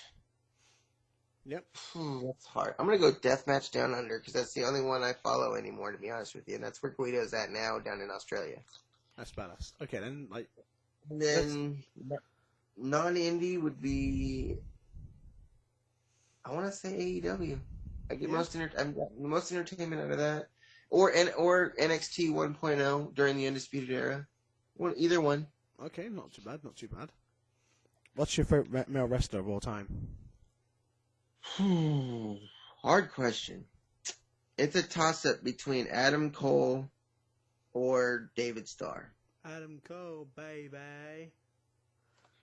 Little plug there for you, Adam Cole. You motherfucker getting free publicity. I mean, he is married to Dr. Britt Baker, DMD. Quick plug for his girlfriend. Britt Baker's a badass. I mean, was it Jackie Tyler? I'm not really a big fan of. I'm not being sexist or anything to anyone, but sorry to say this. I'm not really a big fan of most female, wrestlers, but DMD does, seem to entertain me, especially when she did that whole that bloodbath she had when her face got busted open. That was badass. Yeah. I never thought. I never thought she had the kahunas to actually do that, and actually go through with that match. But she did. That was badass. Yeah. She's literally like the female Mick Foley. Definitely. I've seen her getting some bloodbaths with Sue Young in the indie circuit and like Rev Pro and stuff. Yeah. It was just like, damn. Sue Young, another plug for her. She's impressive as hell wherever she's at nowadays. There's a question I asked Sean as well. What would you say is your favourite theme songs of all time? You can pick 3. That's a good one. Favorite theme songs. Do I get to pick indie theme songs? Do I get to do... You can said any theme song of all time. Anything. Number one, number one theme song is from is the theme song of my favorite wrestler, indie or regular, of all time, period. But nobody on this podcast is probably gonna know him. He's retired now, and that was Anthrax in TWF. And that was in the 2008, 2009 era when I first started, and he came out to the Disturbed song Haunted, but it was edited just for a perfect entrance for him. Honestly, that song is very underrated as well when it comes to Disturbed. Yeah, and he came out to it like so perfectly. Like he edited the drums down so they weren't so long in the beginning, and he'd come out to the guitar and he'd, oh, here I am, I'm the shit. And he was a good guy, but he'd act like a heel, and the whole crowd would cheer him, and it was just the diamond in the rough, Anthrax. And he's one of my brothers. He's one of my best friends in the whole world, in and out of wrestling. That dude, me and him been through some shit, and I love Anthrax to death. But I believe he's got some matches on YouTube as well if people want to check him out. He does. He's also, quick plug, he just announced he's going to be a father. Ooh, congratulations to Anthrax. Number 2 and 3, I want to go 2 is the Cody Rhodes thing, but without the whole part in the beginning. Without the orchestra. He doesn't need the orchestra in the beginning, but I like the song when he first came out. Kingdom, yeah. Yeah, that was great. That's number 2. More than one, yeah. Yeah. And number 3 is a tie, it's a tie, and it's between MJF's current song and the Shield song. Not bad. Or, you know what? No, let's go with the tie between the Shield and Undisputed Era, because those are my 2 favorite team factions of all time. Okay, not bad. Okay, who's your favorite heel wrestler of all time? You can choose one from the past and one from the present. Any promotion. I'm choosing one period for both, and it's MJF. Okay. Because he's better than all of them, and they know it. I could probably still kick his ass in a dark alleyway. I say dark alleyway because I'll have a home team advantage with a mask on. I don't know, man. He's got Wardlow at his side all the time, and that guy's huge. Yeah, I know. I'm not going to lie. I actually enjoyed MJF when it was in MLW as well. Yeah. MJF, just pretty much anywhere I've seen him, has been amazing. And I don't give a fucking what says. MJF's dynasty is still the best dynasty of all time. Oh, yeah. It's better than original. Before anyone even gets my face, fight me. Full on agreement. Fight us both. Yes. Okay, what's your least favorite theme songs? I hate the King of Kings song. That's number 1. You don't like Motorhead's King of Kings? I like the game. I don't like the King of Kings song. But I like Motorhead in general. I love Motorhead. I just didn't like King of Kings. Well, I like King of Kings, but I'm not a big fan of when Triple H decides to use it. I mean, at one point, I don't give a fucking what says. He should have used that for the whole year, but he only used it like twice. Yeah. Asshole. I'm going to agree with Sean on the next one and say Roman Reigns' song, because the Shield song sucks without the Shield coming out. Reigns is an asshole. Dun, dun, dun. I'm bored so much. Why am I watching this guy walk so slowly? Yeah, okay then. Favorite gimmick of wrestlers, and obviously you can choose. Well, I didn't get to give number 3 though. Okay, you can take number 3. Get onto it. It's a controversial one, but I hate The Rock's theme song. Which one? Any of them. Not even. It's a killer call.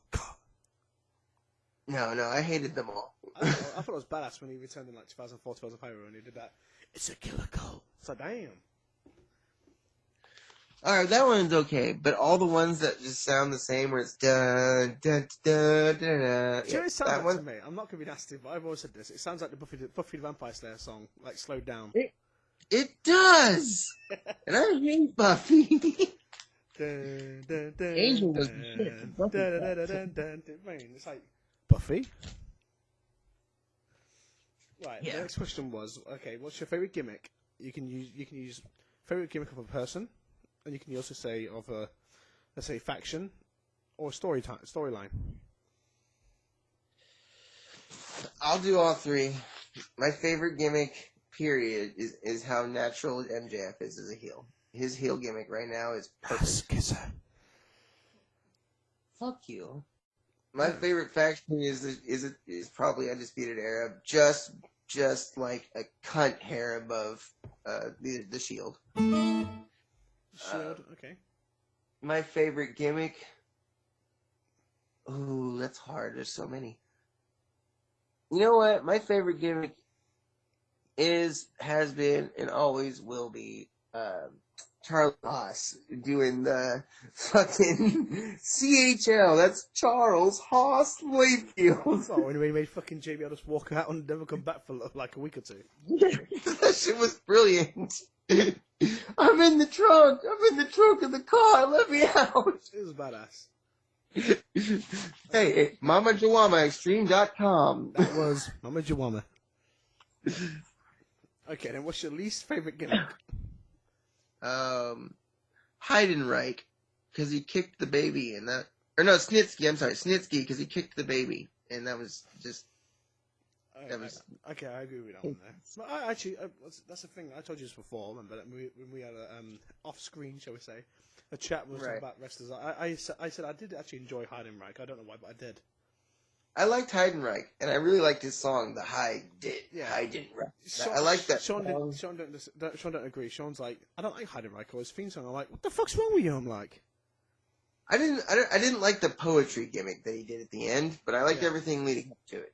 I Snitsky- hated his whole animals thing. The Road Yeah. Warriors. I hated that. That too. But then Snitsky is where I had my problem, because it was just, he kicked a baby, whether it was real or not, and then he said it wasn't his fault, because he killed a baby, whether it was real or not. It just, that's tasteless. I'm sorry. Well, you can't really. I'd blame rather him. watch Katie Vick than watch a baby. To be fair, you can't really blame him. You have to blame the production team of WWE for that. Like, you'll never see me do a promo where a baby dies. That's all I'm saying. True. I mean, I've done promos where I've killed women. That's different, alright? That's different. It's not- You're raised facing a women wrestler, and you gotta kill her, but I ain't gonna kill no baby. Jack and I was in EW at the time I did that, and Michael Levi used to have a few female wrestlers in there, like, you know, and all of them ran away saying, no, I'm a sexist piece of shit. I was like, I'm not sexist, I just did it because, you know, I was doing a story with Sean. Do you know what I mean? People are like, he's a sexist, but, you know, like, killing these women. I was like, excuse me? It's fucking stupid. Oh, also, I'm not, nor have I ever been sexist, but we can all agree, women and men, divas are terrible, women wrestlers are awesome. Yes, I agree. I mean, unless it's Trish Stratus. Trish Stratus was a badass. Look. Trish and Lita are not divas. They're women wrestlers. We're going to agree on that too. Okay, next question is, what would you say is your most favorite or the best entrance in wrestling of all time? The Undertaker. Yeah, okay. I'm going to go with The Undertaker's later years, because he would come out with the slow walk, and it's the mist and everything, and he'd get to the steps, and he'd raise his hands, and the lightning, and yeah, all of it. I remember the Mormons, as I call them. I love that. We had the Druids. You had the whole Druids like walking down to the ring, and you had him walking behind them slowly through the aisle. It's like, If you want to know my reason why it's my favorite? Go ahead. Because usually when the Undertaker's coming on, it's the end of the show. I've got to pee. I want a sandwich, and I know that once I hear bong, I can get up and go pee and go make a sandwich and come back, and he still won't be at the ring yet. He's like 5 seconds down the ramp. Like, are you gonna get any faster? Oh! He's halfway. I can still make my sandwich. Hold on. Oh! He's getting on the steps. I can still watch the lightning. Okay, then who would you say has one of the best off? Also, you get like the house shows and stuff. Also, you know, sometimes they say that they're better than like the main shows, as you know. Some people say that. Who would you say has the best off TV entrance?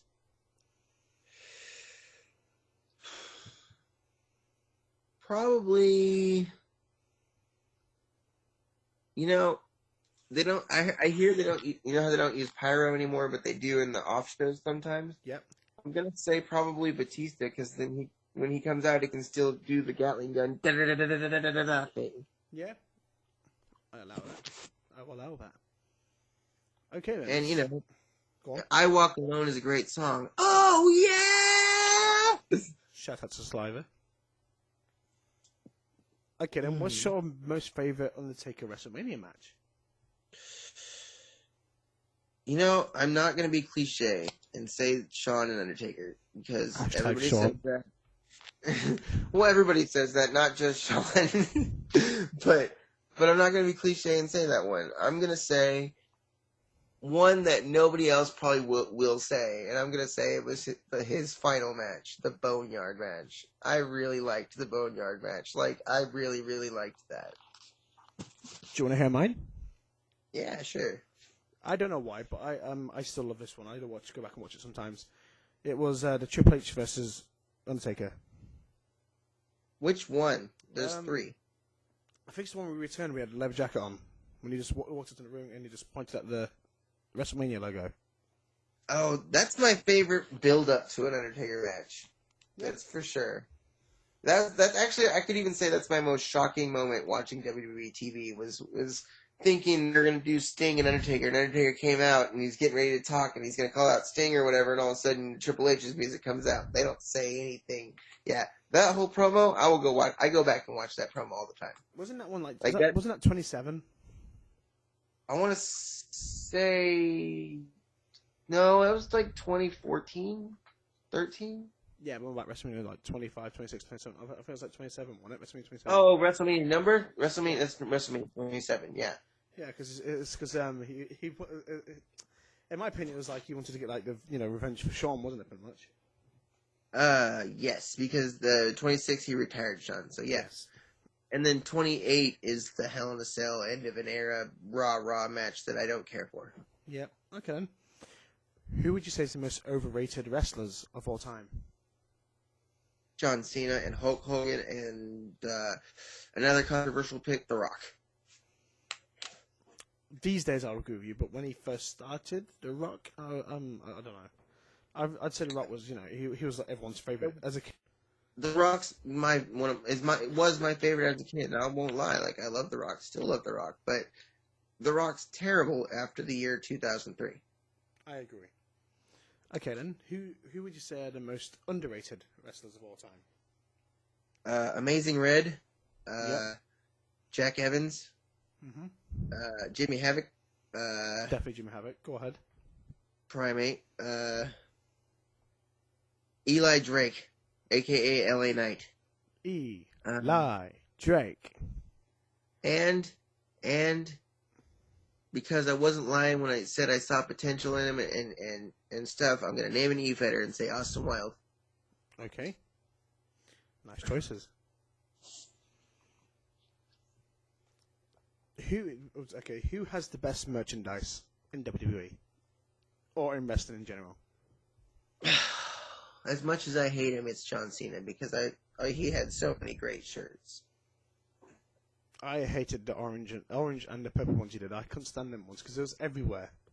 I hated those ones, but like the video game shirts, Yes. I loved every one of his video game shirts. Do you know what I like how WWE tried to recreate CM Punk's Super Mario. It's like Nirvana's Super Mario style one. Remember that? Yeah. They did it with John Cena. I was like, really? You doing that shit to be petty? I was like, that was recently as well. It's just like, why? Oh, you know what? I'm changing my answer. Jeff Hardy. Yeah. Jeff Hardy had the best gear because he always had that symbol, or he had Jeff Hardy stuff, and it was always like pictures of him doing cool shit. And he was the only person who had the wristband things he always wears. Yeah. Do you know what I remember Jeff Hardy's merchandise wise? I think it was when he came back to TNA, like the 2012 era TNA, I believe it was. When he had he first came out with everyone had merch of it. When he was doing the symbols with his hands. He had like the fucking weird like black and white tattoos across his face, and it was in black and white. That's one I did like. Oh, I liked that one. Yeah.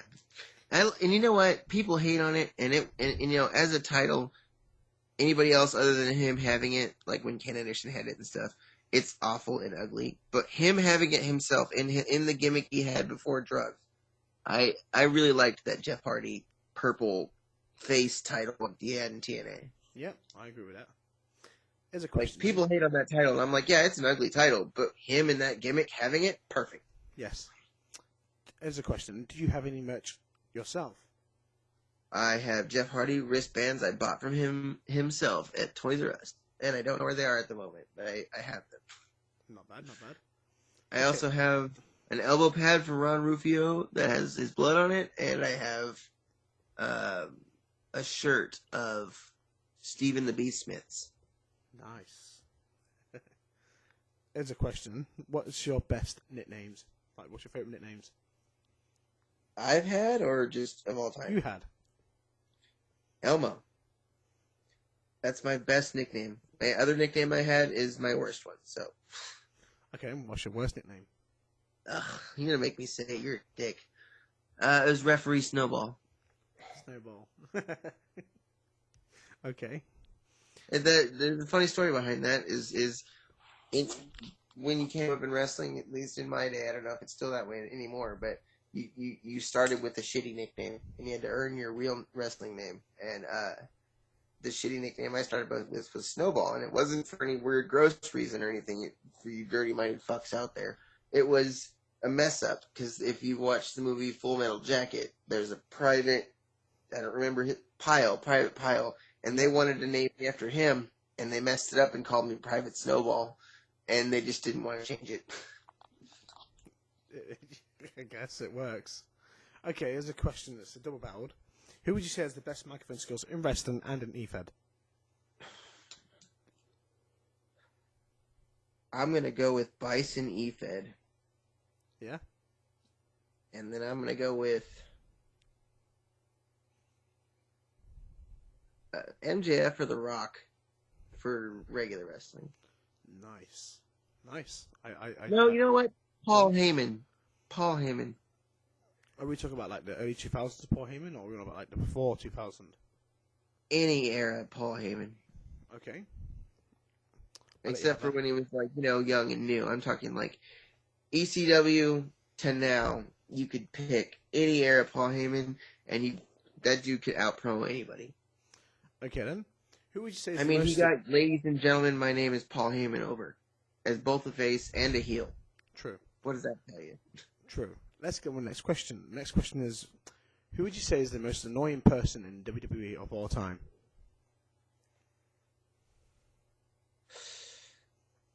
That's a tough question. I hate The Miz. I'm gonna go with The Miz. He's so damn good at it. Okay. You're gonna hit my... He's so good at getting on my nerves.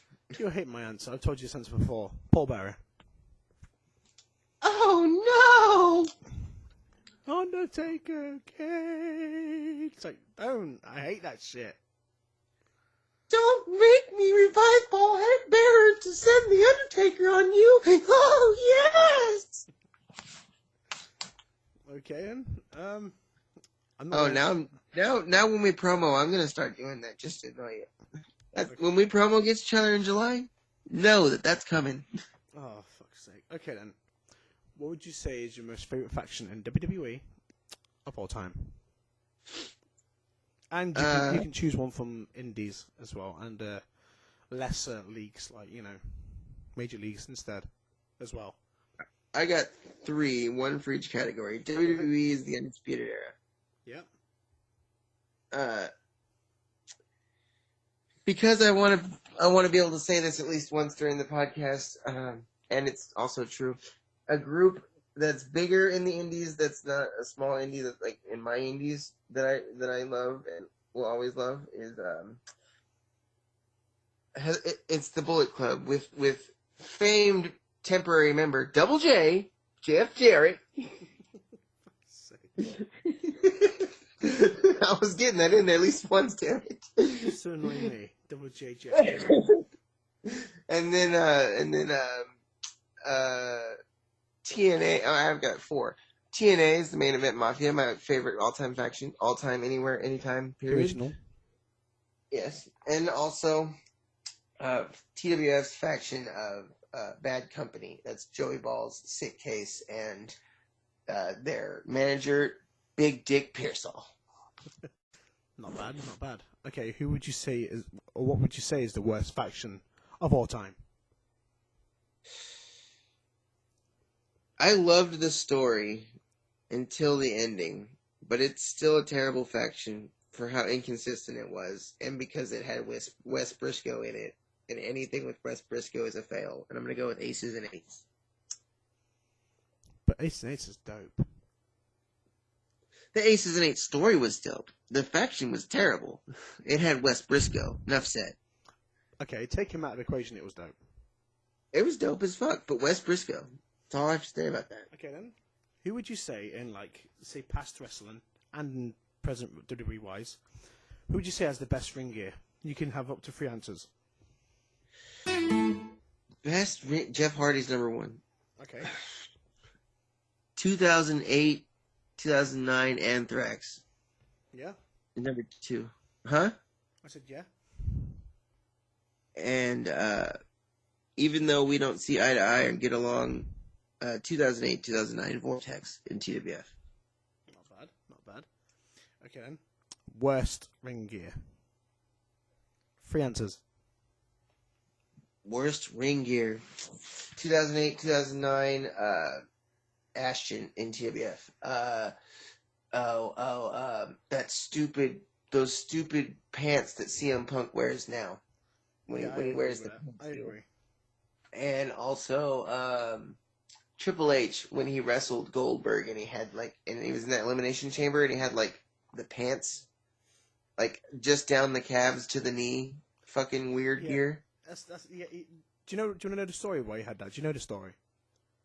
No, I just know that gears to this day bugs me. He had to wear that because before that match he got injured. The match before that match, he injured his groin area, between his groin and his knees area. Yeah, the whole area of his leg and his groin. So they made him put a cup underneath it and made him wear trousers so he didn't lose the cup or slip out of his pants. So he had to wear them like weird tight fucking short cut-offs. I mean, he could have wore jeans over that or something. Because guys, that was. That's the thing. I agree with you because. Wait. Go ahead. Wait. You're right. That's medical. Let's change that because I don't want to hate something for medical. Let's go with Zack Ryder's ECW gear with the one pant leg and the one short leg. Okay, but I do agree with what you said before, though. I mean, he was known for at one point he used to wear fucking denim jeans. Remember, Triple H used to do that. He could have worn those like a throwback. He still could have done. He could have. It was an elimination chamber. Just dressed for a street fight. It would have been okay. Yeah. Okay, now who do you think would be the nicest person in real life in WWE? He's not there anymore. I had an answer a couple years ago. You can say any era. Okay, a couple years ago because I know him in person is TJ Perkins. TJP, I've heard he's a very nice person. I mean, I've not met him myself or spoke to him myself. Worked with him. Oh, not bad. I mean, I've had people that's obviously, like you said, you've worked with him. I've had people that's actually met him and some people have actually hanged out with him and they say he's fucking cool as hell.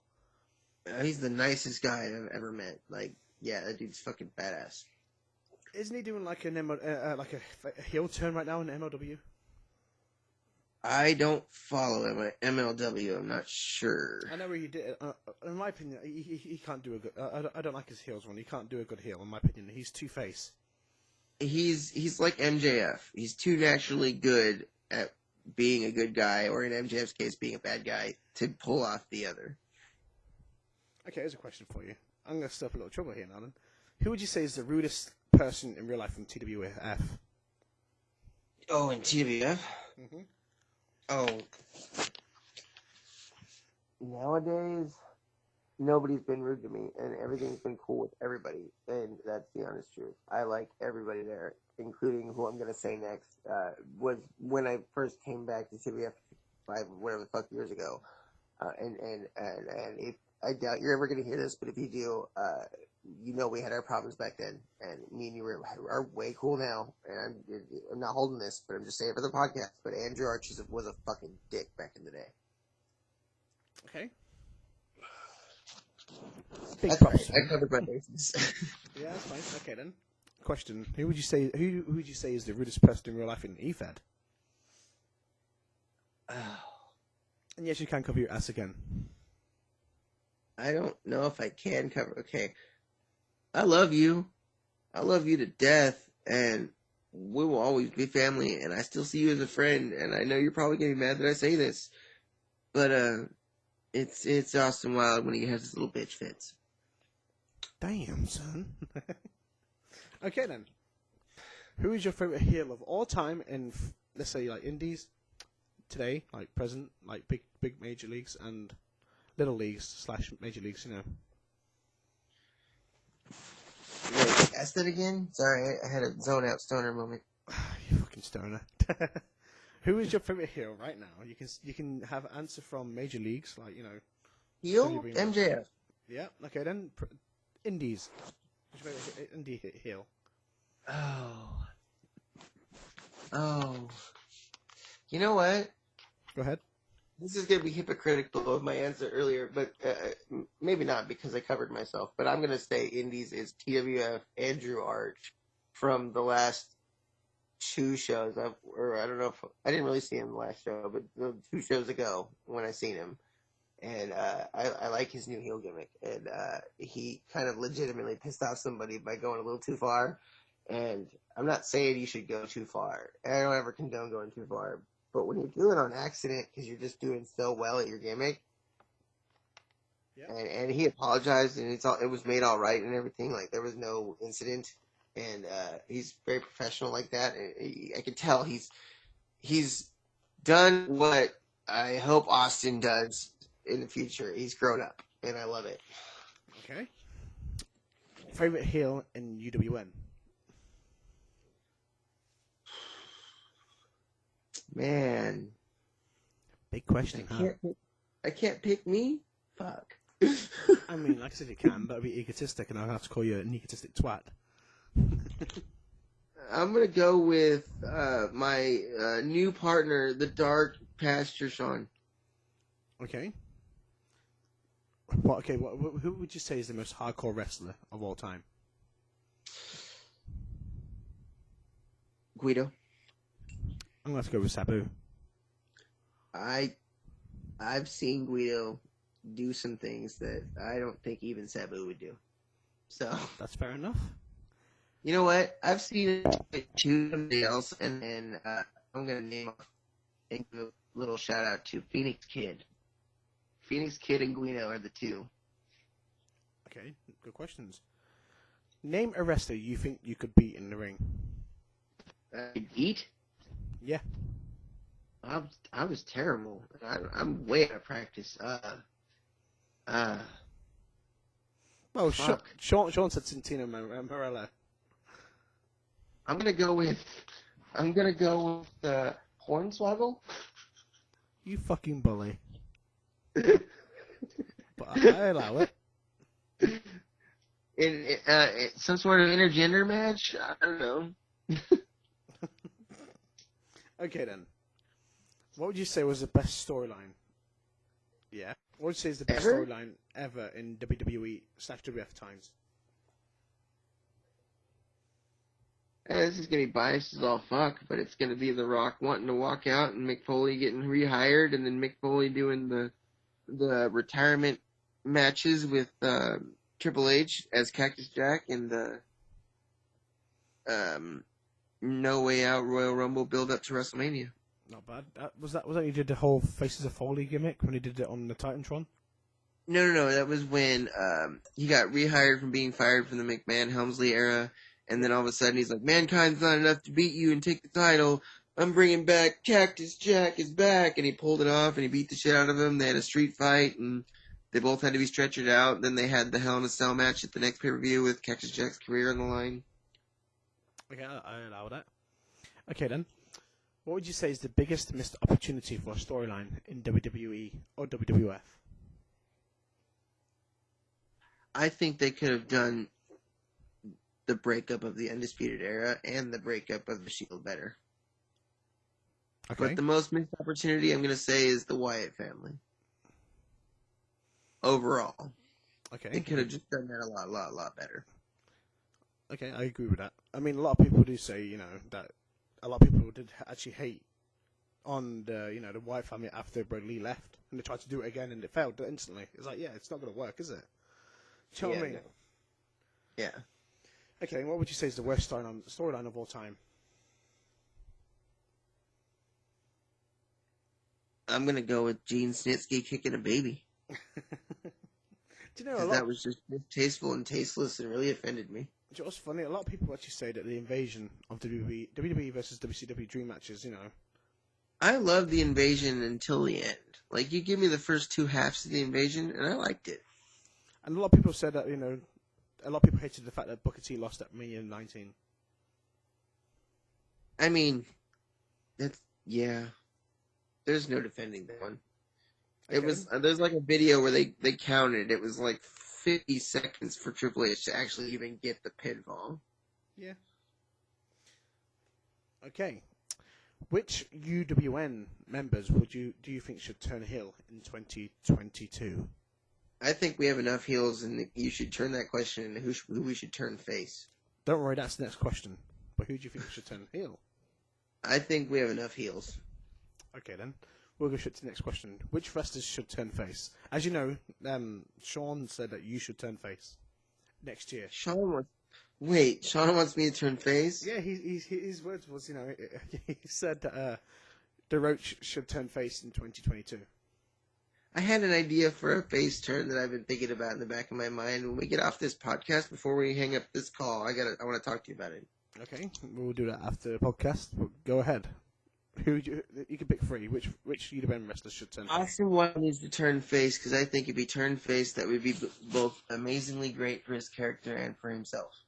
I think Austin Wilde would be the face of the company, like he claims to be and wants to be so badly. If he turned face, he would do it. I think he'd make the best face this whole company could possibly have out of all of us.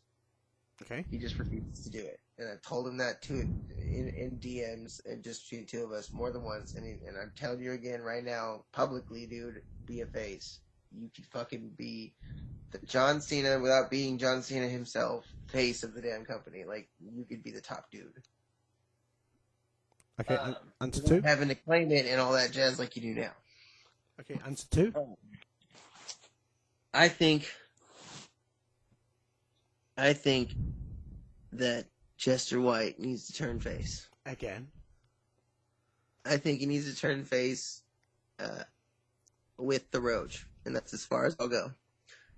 Okay, but I did say three answers. You got to choose the answer three. Third answer? Yep. I think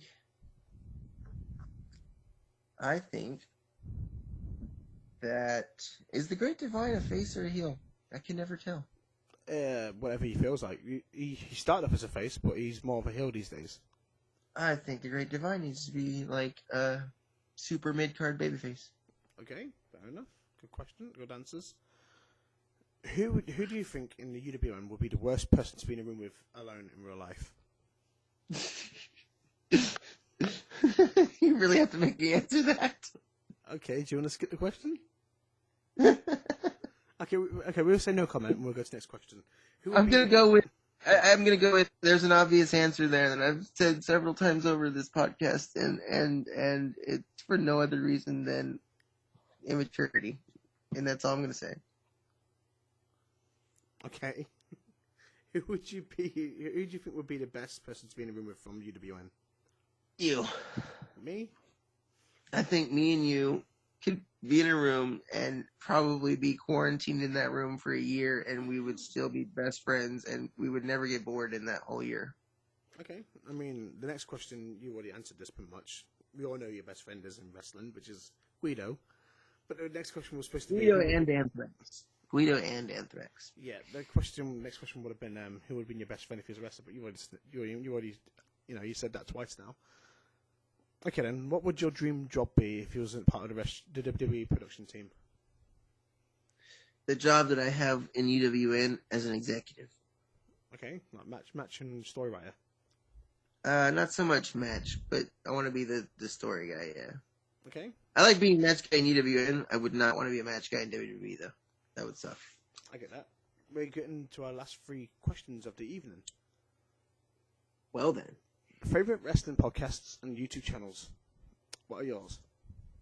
Jim Cornette, Drive Through Jim Cornette Experience are my top two podcasts. I listen to them every week like religion. Okay. Wrestling YouTube channels. Like reviews, whatnot. Wrestle Talk, Parts Unknown. Those two are together because they're related. Yep. Adam Blampier for the win. Go Ollie Davis. Cultaholic when Wrestle Talk doesn't have a video out that I want to watch. It's my backup channel. Adam Pacitti all day. And then Wrestling with Regret because I live in the same state. Well, I used to live in the same state. I live in a state next to the state that Brian Zane lives in. Do you know, Sean's top answer was what culture? Sean's top answer was. I lost all interest in love and what culture, and this is not a dig at them for any reason, but I just lost it all when the Cultaholic guys left, and especially Adam. I I'm a agree. giant Adam fan. I agree. Okay then, what's your top 3 favorite finishes of all time? The Death Valley Driver is Ooh. number 1. I've always liked the Death Valley Driver. Yeah. Anthrax's Shooting Star Leg Drop is number 2. Good choice. You can find that on the fucking YouTube channel Tracy Wrestling Fed if you look up Shooting Star Leg Drop. Also, 3 is the same move by different people, but it's the Caterpillar / the Worm. Not bad. It's a good move. I like the Worm version if you had to make me pick, because I like the way he would throw his arms out. It was start running in place, and it was, that would hype you up for, it's coming. Here we go. WORM. I remember. Okay, and what's your least favorite finisher or finishers of all time? I don't like the People's Elbow. I don't like the 5-knuckle shuffle. I know it's not a finisher, but that counts as one. I hate them both for the same reason. Okay. I don't like the super kick anymore. I used to like it, but it's old. Like everybody does it now. I like maybe Adam Cole's super kick party thing when he hits everybody in a rumble type setting, but that's it. Okay. Number 3 would be, I don't like moonsault. For, you know what, we're gonna just say Lance Archer for an example, because they're just so fucking dangerous. Yeah. I mean, look at Lance Archer. Yeah. I mean, look at the way Chris Jericho tries to do it now. I mean, every time he hits it, he almost breaks his neck now because he's too big for it. Yeah, I mean, you watched Dynamite last week or the week before? Lance Archer did a moonsault off the top, and he landed straight on his head, broke his neck, and they had to, do a finish where Eddie Kingston had to get the win, and he wasn't supposed to. I didn't see shit. I had a chance to watch it, but, that sounds painful. You should go YouTube that Lance Archer botch. That was the scariest thing I've seen in a while. That's going to be the reason why I'm picking the moonsault. Shall we go for 3 more questions, and that's it? What do you think? You're the host. I can sit here all day. Fuck it. Let's have 3 more questions. What are your favorite pay-per-views of all time in your top 3? I liked WCPW Delete. Yep. With Matt Hardy and Bubba Dudley. I think he was Bully Ray at the time. I'm not sure, but they had a great main event. Yep. I liked Defiant's final pay-per-view. I think it was even free, but that was when David Starr finally won the title. Yeah.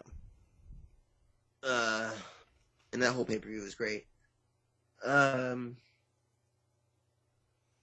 Shit. What's another one I liked? Oh, I know. All In. Okay. The original All In before AEW came across as the name. Yep. Okay then. What would you say is your guilty pleasure wrestler? Oh. And you had to be 100% honest with this question. Guilty pleasure wrestler.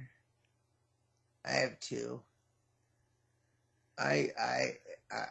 In the indie match, Orange Cassidy. Okay. I go watch his old indie stuff where he's at his most, silly. Yeah, I know. And Jim Cornette, if you ever hear this, I'm sorry. I know you probably hate me now. Please don't block me on Twitter. You can't block him on Twitter. He has all your merch. I do. I have 3 Jim Cornette action figures, 2 shirts, and a mask. So there you go. Nice. I'm a Jim Cornette fan. Shut up. Fuck. You know what? Because everybody hates him now, I'm gonna go with my second one's Jim Cornette. Okay. Okay, then. What's your favorite submission? Like submission moves. What's your most favorites? I like the I like the STF, aka Snare Trap, which Jungle Boy does. I hate the way John Cena does it, but I love the Jungle Boy version. Yep. The Tajiri octopus thing, tarantula, whatever the hell it's called, over the ropes. Yeah. I always liked that. And Ken Shamrock's version of the ankle lock, because that looks like it's a real ankle lock. Okay. Ooh, and the Taz mission. I always liked the Taz mission. So do I. I'll tell you one submission move that I've had plenty of times in my life, even as a kid before I even did anything wrestling wise, and that's the cripple crossface. I can't stand it. I've taken it so many times, and that shit fucking hurts. Oh, you know what? I was trying to keep Benoit out of this podcast because, reasons, but I'll take the crossface. Say what you want. It's unrestricted. I mean, I love fucking Chris Benoit. I don't give a fuck what anyone says. Benoit's my number one favorite male wrestler. I'm changing it then. He's my favorite submissionist of all time. Crossface number one submission. Benoit favorite male wrestler. Benoit's favorite theme. There, I had to change those answers. Okay, LAD Peace. LAD Peace is whatever. It's a fucking brilliant theme song. Anyway, you're probably gonna get demonetized for that now. I don't care. I don't get paid for this anyway. But I'm gonna say that the cripple crossface is a move that I've taken many times, and Jack can tell you, even saying my neck's never been the same. I've taken it, and I never, when I was a kid and stuff, my cousin and me would wrestle around. He'd give it to me full force. I never tapped to that move, but I've tapped the STF. Yeah, I've tapped STF every time. My big brother did it to me once. He, because we used to have fight times, used to play fight, and used to get rough. My brother James did it to me once. He did it to the point my neck was all the way back and it cracked, and you could have a snap noise, and I had no choice but to fucking tap out and scream my fucking head off. And ever since then, my neck has never been the same. Yeah, I'm sorry, bro. Yeah, that's fine. I mean, me and my brothers used to always get too far. It's like when your brothers in your fight or your family fight, and you do wrestling moves and shit. You do take it a bit seriously. You went a bit too far to the point my neck's never been the same. Even to today, sometimes, or not even now, but about a few years back, me and brother still used to play fight and stuff. You see, and do wrestling and shit. He would still do that, even though he knew my neck wasn't the best thing to do. But he still did it anyway, because he knows it would be an easy fucking win. Yeah. That's one of my weaknesses is my neck, and my knees. Are my two weaknesses. Oh, I gotta add something to my indie heels I like. Go ahead. My favorite indie heel is the owner of TWF, who is currently retired, but I'm gonna talk out of retirement just for one match if I have to. And it's heel version of the Jake. Nice choice. Okay. All right, next question. Okay, here's a question then. Who would you say is the most entertaining? Okay, you have top three. The most entertaining people to watch in TWF live in person. Anthrax. It doesn't matter. You could even do them. You could bring him out of retirement and do it now. Anthrax is gonna be number one. The Jake. Yeah. If he's in his heel mode, or he's even interesting now. The Jake is just interesting. Period. Yeah. And I doubt you'll ever see him in TWF ever again, but you might. And if you ever do, it's Scorpion. Nice. Okay, I've got a question. Who would you say has the biggest pop as an entrance in TWF? Who gets the biggest crowd reaction, like a big giant pop? Currently? Yeah, currently and past. Vinny Massaro probably gets the... Vinny Massaro or CJ Dirt are probably the two biggest pops now. All time is Vortex or Anthrax or Scorpion. One of those three. Not bad.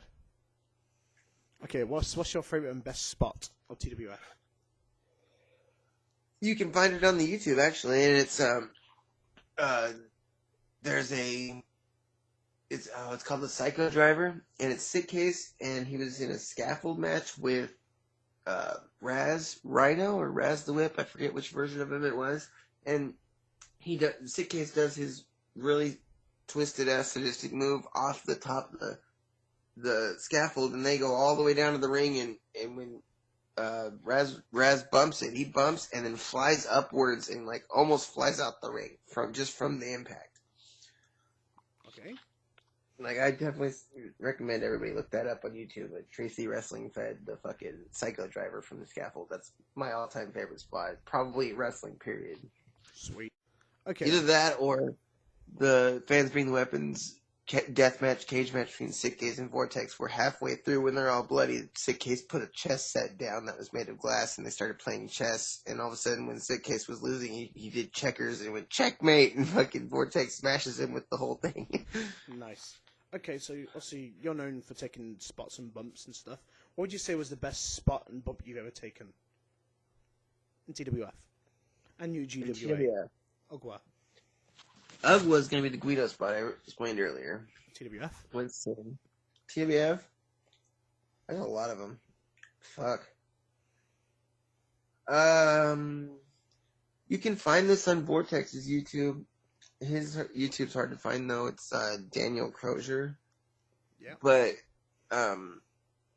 if you find it and it's one of his videos. I can't remember which one right now.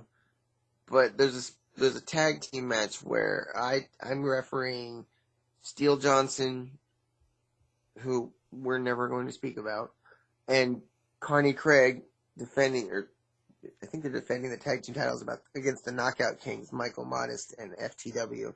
And I turned heel that night, and I screwed Connie Craig and his nameless partner out of the titles, and they did a spot where they like sat me in a chair, and Connie Craig gave a great promo about, fuck you and you screwed us and blah blah blah, challenge for the next title next show. And they do this like running kick thing, and Connie Craig kicked me so hard in the jaw that if it goes right too far, it still clicks. Ouch. And I really liked that. That was cool. Okay then, who do you think? This is the last that question. When Anthrax kicked me first time. Nice. Okay then, there's the last question of the podcast on the night. Who do you think deserves the most or more respect in TWF and Ogwa? Can we say UWN too? Of course you can. Of course you can. Alright. I think, and this is a controversial one, probably even for you. You're probably going to yell at me after the podcast for saying it. No. But I think that Pastor Sean, or Sean Michael Price as his real name is, deserves more respect and trust. And I think, and that's the UWN answer, I think that CJ Dirte, the red Mexican suplexing guy, deserves more respect in CBF. And in Ugwa, I think everybody pretty much gets the respect they deserve. But I hope that Guido gets more respect coming back. Okay. I'm going to make up one more question in my head.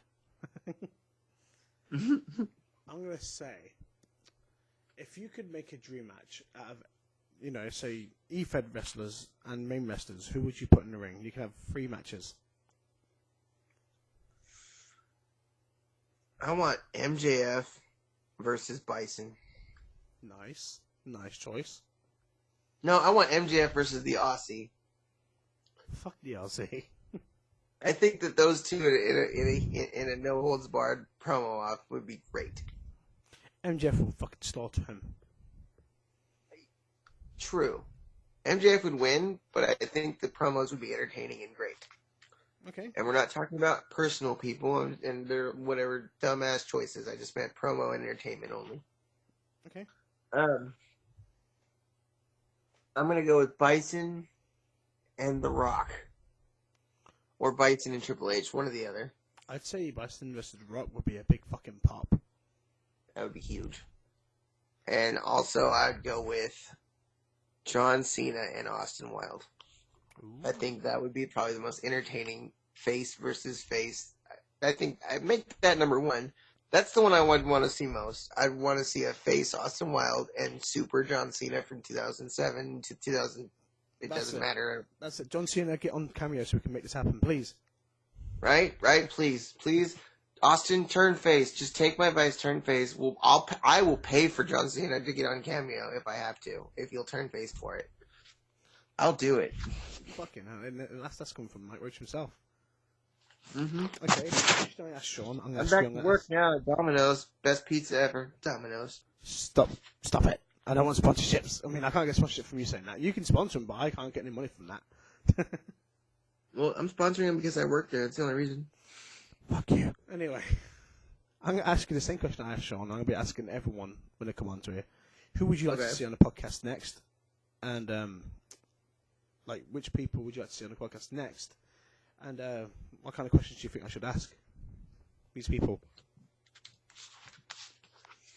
I think because it would be interesting, and I have thick enough skin not to be offended and still love the dude to death afterwards. My number one is Austin Wilde, and you should have questions that bring out the real brutal truth that about me and him and what his views are on it. Okay. I think you should have like an unrestricted,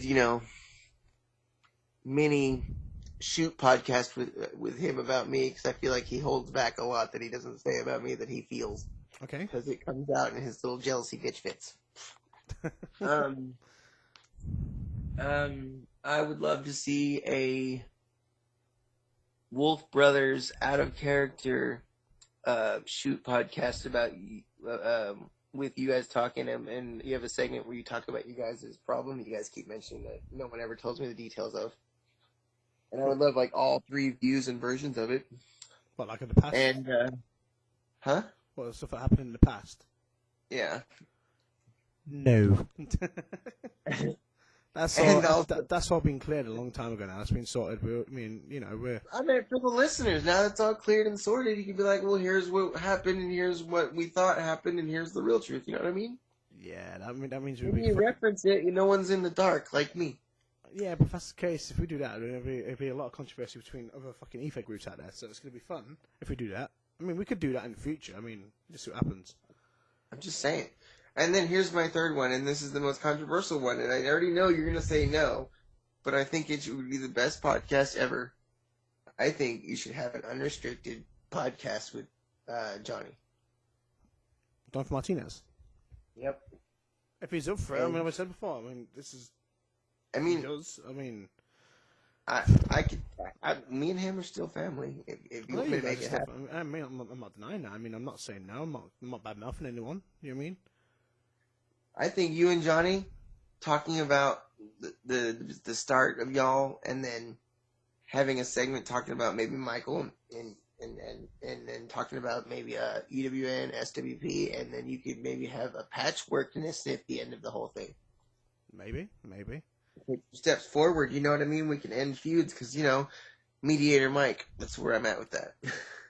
No, I'm joking. I mean, as I said, like I said, people I respect, or people I respect for me, people I'm not, me and Jonathan got problems at all. Me and Jonathan are patched. That's old stuff. I mean, if he wants to be on the podcast, I'll let him be on the podcast. I mean, it's what it is.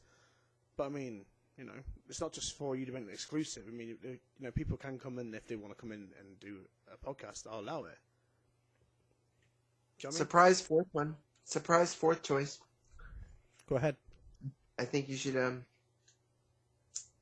there's like no way in hell we could ever make this happen because we're all blocked, but you and Michael Lavelle would be a great controversial episode.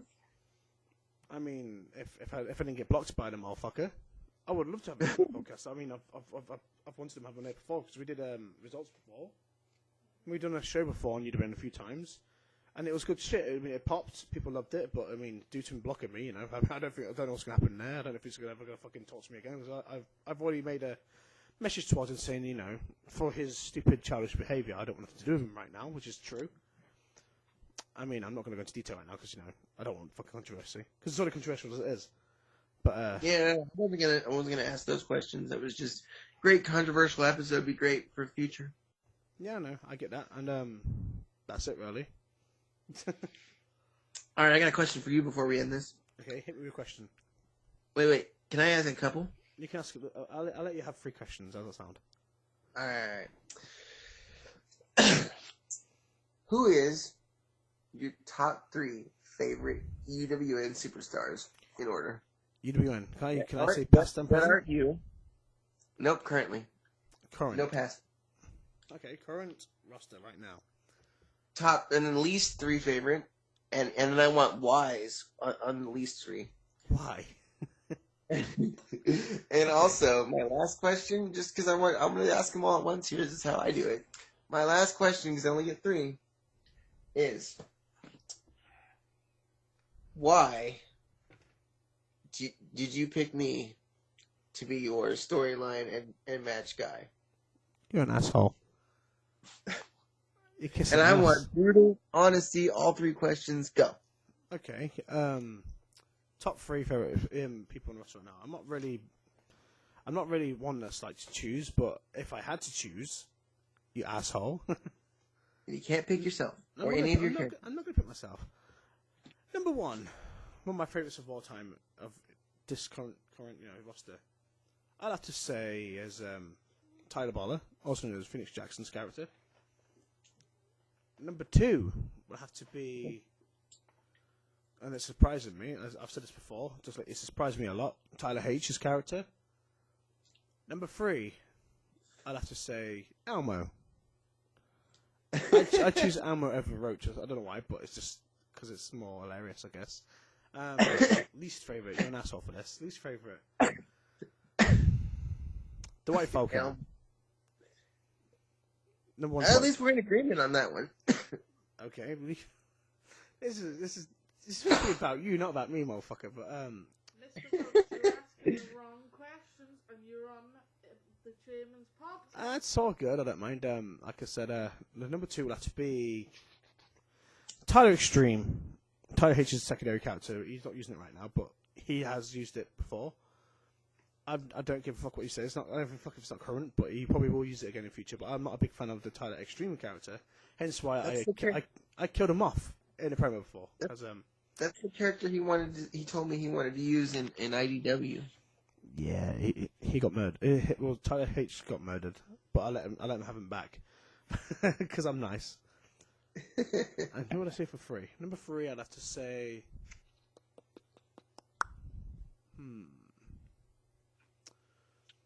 Kenzo X. Ooh. I'll tell you why for Kenzo X. Because I actually preferred the Kenzo Blackheart character. Because I started off, when I started EFED, and I did start off with Kenzo Blackheart, and we used to have some proper bangers for matches. Especially when it came to me versus him versus Sean, it was massive. The reason why I say White Falcon is because he reads from a script. I'm not being nasty, I'm not being biased, but it makes it feel less realistic when you read it from a script. And I think it'd be better if he had freedom of speech with his promos. He didn't have to read off a piece of paper, just say what comes to his mind. He'd probably be better, in my opinion. Yeah, I'm with you. Like I said, I say Tyler Extreme because that character was annoying. I'm not being nasty because obviously I have respect for Tyler Mullins, but the character of Tyler Extreme, all he used to do was constantly post videos of ECW saying, I'm coming soon, and just constantly keep posting the ECW theme song. Like, okay, we get it, but why do you have to keep posting it every single day? And that character used to lie a lot, saying that he was going to do a promo when he didn't. Ever. It was pretty annoying. Gotcha. Ooh, can I add one to my least 3 favorite E-Fitters? Go ahead. My new number 1, because I didn't think about it when you asked me, is that kid that I showed you that, we're going to go air quote, attacked Austin Wilde when he... Primetime Nick Storm. Yeah? Huh? Fuck Primetime Nick Storm. Nick Storm sucks. That's my least favorite, because that was the cringiest, most bad promo I've ever seen in my whole life, and it made me hurt. Yeah. You haven't seen nothing yet. Trust me, the rest of his promos don't get any better. They're worse than what you've ever seen. He sucks in general. I'm not being nasty. I'm not just being a dickhead, but as a like an EFED star myself to another EFED person, get a better gimmick. Your gimmick sucks. Hey, shout out to Austin Wilde, dude. On your worst day, you're 10 times the promo Nick Storm will ever be. Yeah, I definitely agree with that. So, the other question was, why did I choose you to be? Okay. So I'll tell you why. Because you've had experience, in the real life indie wrestling and whatnot, referee wise. I mean, because when I'm asking you to help me with match types and some story written, I prefer to see your point of view as a referee of what you see. In the ring. Mm-hmm. Because when you do that, when you've been in the ring like you have, you get to see what you want to see sometimes, and it helps you bring it into the EFED as well. So it makes a good story. Same with match types. When you make the match types, it makes a good story. Plus, I believe if you became a story writer for the shows you work for, it'd probably be bigger than it is right now. That's my opinion. Wow. Because That's a big honor. the stories you've written for us are fucking fantastic. And if you could, like, if you ever had a chance to do it in a TWF or whatever place you go to next, or if you ever do go back to any ones, you could probably make it like a big fucking, big fed. It could be massive. Wow. That means a lot. Thank you, man. Can I ask one more question? You can ask one more question, and that's it. All right. It's only based off your answer to that last question. Go ahead. What's your favorite story that I've pitched to you? Because I know not all of my stories worked out. Okay. The best one you pitched so far, I would have to say, is the Austin Wild and Just the White rivalry that's happened. The whole, Just the White just turned around, standing about, running away, because me and you were at this one together. Remember? Yeah. And the whole point of, he's Just the White's gone to IDW. Stalled about the World Championship just to get a dig out of Austin Wild, which is going to lead to a big, huge rivalry down the line soon. There's already hints on the page, there's been promos back and forth. I'm yet still to drop my promo, because I'm a lazy fucker doing this instead.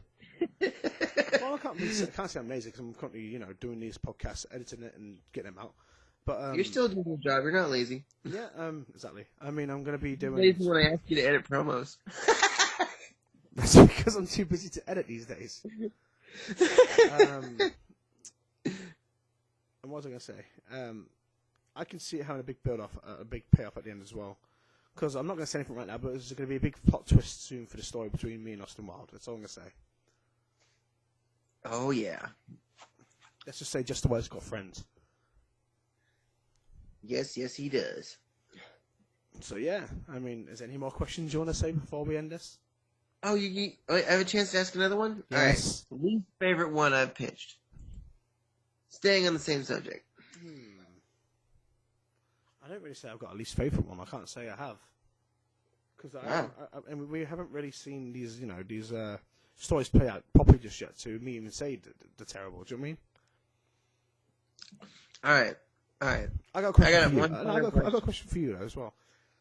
Out of the stories I've told you, the ones that maybe you, what would you say is the worst story that I've pitched? You can be brutally honest there. I won't be mad.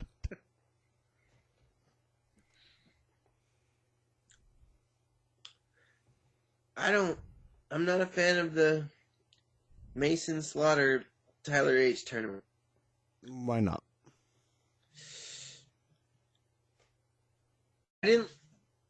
I feel like UWN, there's a couple reasons. I feel like UWN has enough belts, and he's bringing in another one. And belts become less meaningful when there's more of them. And WWE proves that every single week. I'm going to go with, I don't understand why it started. Go on. Still. And when I don't understand part of a story, I don't like it. And my biggest critique would be we have too many people in other stories to work this tournament the way we're trying to work it, with the Austin Wild being round one. But he's also in a story with Just the White, while also in a impromptu story with the Roach that he started way back then that it probably will never drop or die. So, too much juggling going on to do this kind of a tournament right now, right at the start. You know what I mean? Yeah, I get that. And my biased reason, I wanted him to start with Foley, so I could work with Foley too, but now I have to wait. But that's just a biased reason. The other three are the real important ones. Oh, don't worry. I mean, when it comes to the story with the whole Tyler H, I do actually have a plan for Gabriel Foley soon. Okay. I want to bring him in just before the last competitor, and it's going to be like a pure fucking violent style match. I think you just need to do maybe some WWE style history between the two of them, hit promos, or what Mason's problem really is, or why he's targeting him, or I don't have a why. I don't worry. I mean, That's that was supposed to happen, but obviously where I've been busy, I've never had I haven't really had a chance to do the character you see much. But it's happening. I'm just told me to be honest. I was being honest. Yeah, if I was an audience member and I wasn't a writer and all that, that's how I would feel. I know. All right, I got one last one. This will be the final one because we're going past the recording time here. All right, insider question. Insider question. So, without doing too much explaining or giving away anything, will Sesame Street happen? For fuck's sake. If people don't know, this is a story that, a turn that Mr. Mike Roach here wants to do. He has a character called Elmo, So obviously bad. Sesame Street reference. He wants to bring me and Sean in to do two characters. He wants me to do fucking Grover or Big Bird. I don't know who. And I want him to Sean be wants to the be Count. Cookie Monster, I believe, wasn't it? I want him to be the Count. He was better at the Count than he was the Cookie Okay. Monster. Sorry. I ain't saying anything. I mean, I could do. I want you to be Big Bird, to be honest with you. But I'm better as Grover. I mean, I can do Grover anytime I want to. Do you know what I mean?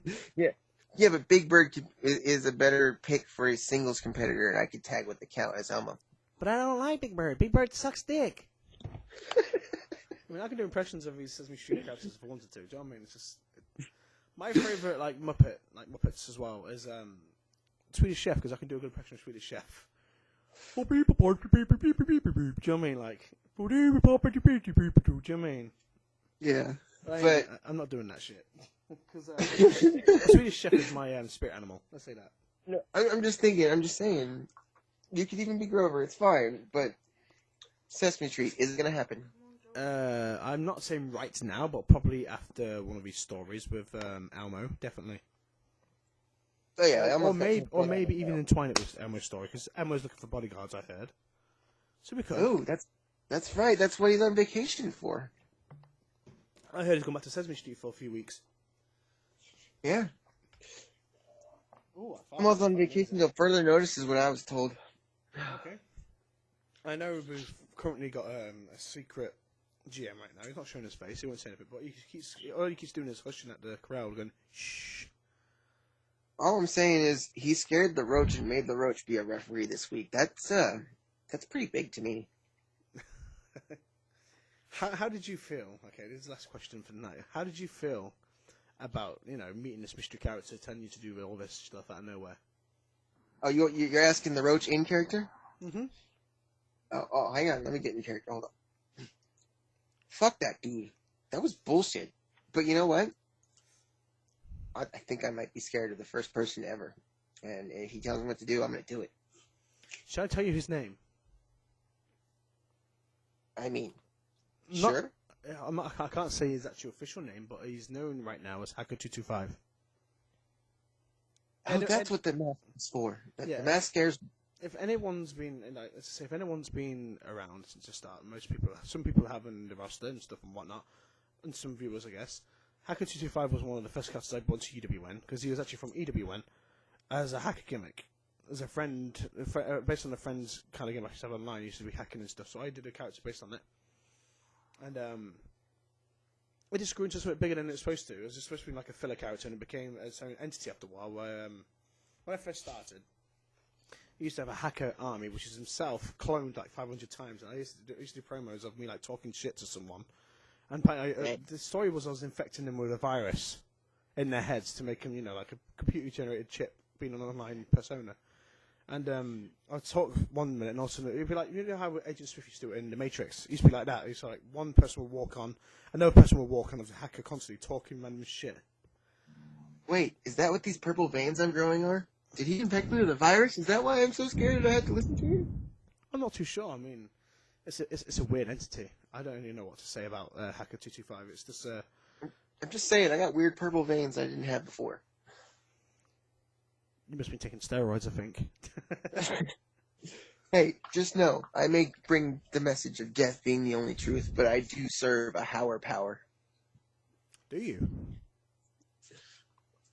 Yes, he will be revealed eventually. Nice. So, are we going to be ending this right here? I mean, we can if you want to, boss man. I mean, I'm down. I mean, is there anything you want to close with, like any closing thoughts? Be on the lookout for July.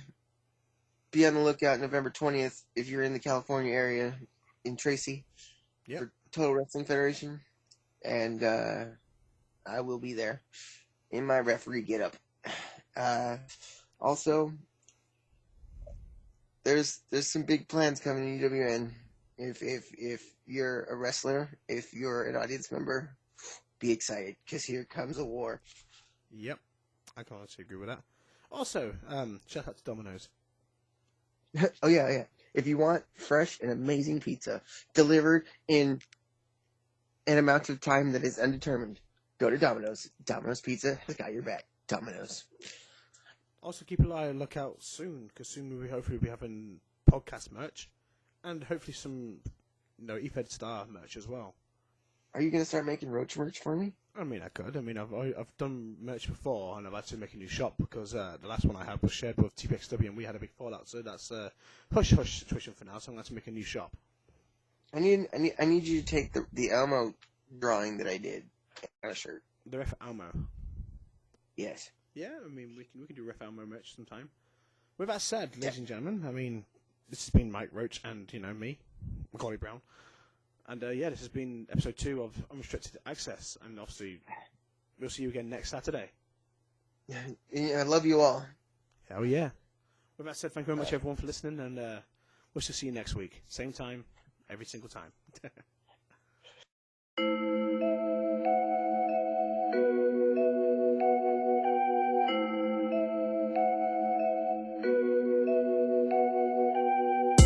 I was too young for this shit.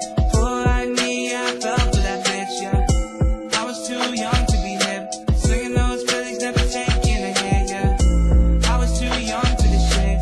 Full like me, I fell for the tricks, yeah. I was too young, now I'm sick. I learned to make $1, so I never went sick, yeah. I was a fool for you, always have been. Now I'm too cool for you, rolling with the best. When you talking all this shit, I'ma do to you like I do to them. Now I'm too cool for your bitch ass. Now I'm on the roof with my rich ass. Chillin' with the Henny and the kush, yeah. Sippin' on with vodka in the fifth, yeah. I was too young for this shit, yeah. Now it's all news cause I've been there. This is what I do and I don't care. This is what I do and I don't care. This is what I do and I don't care. Piercings on my face with the long hair. Piercings on my face with the long hair. This is what I do and I don't care. I was too young for this shit. Full like me, I fell for that bitch, yeah. I was too young to be hip. Singing those feelings, never taking a hit, yeah. I was too young for this shit. Full like me, I fell for the tricks, yeah. I was too young, now I'm sick. I learned to make $1, so I never went sick, yeah. I was too young, having all this money. I was too young, trying to get it back. I don't have regrets, I know these niggas mad. Got it from the hustle, learned it from my dad. When we ain't get the money, gotta pay a price. Now I'm save hoes, rather take a life. All the shit I've been through, turn my heart to ice. Turn my back, I was a booty, stab me with a knife.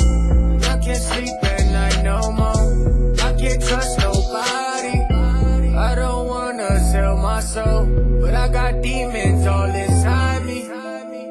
I've been feeling like a zombie, like I've been dead inside. Nobody beside me. I'm too young for this shit, yeah. I was too young for this shit.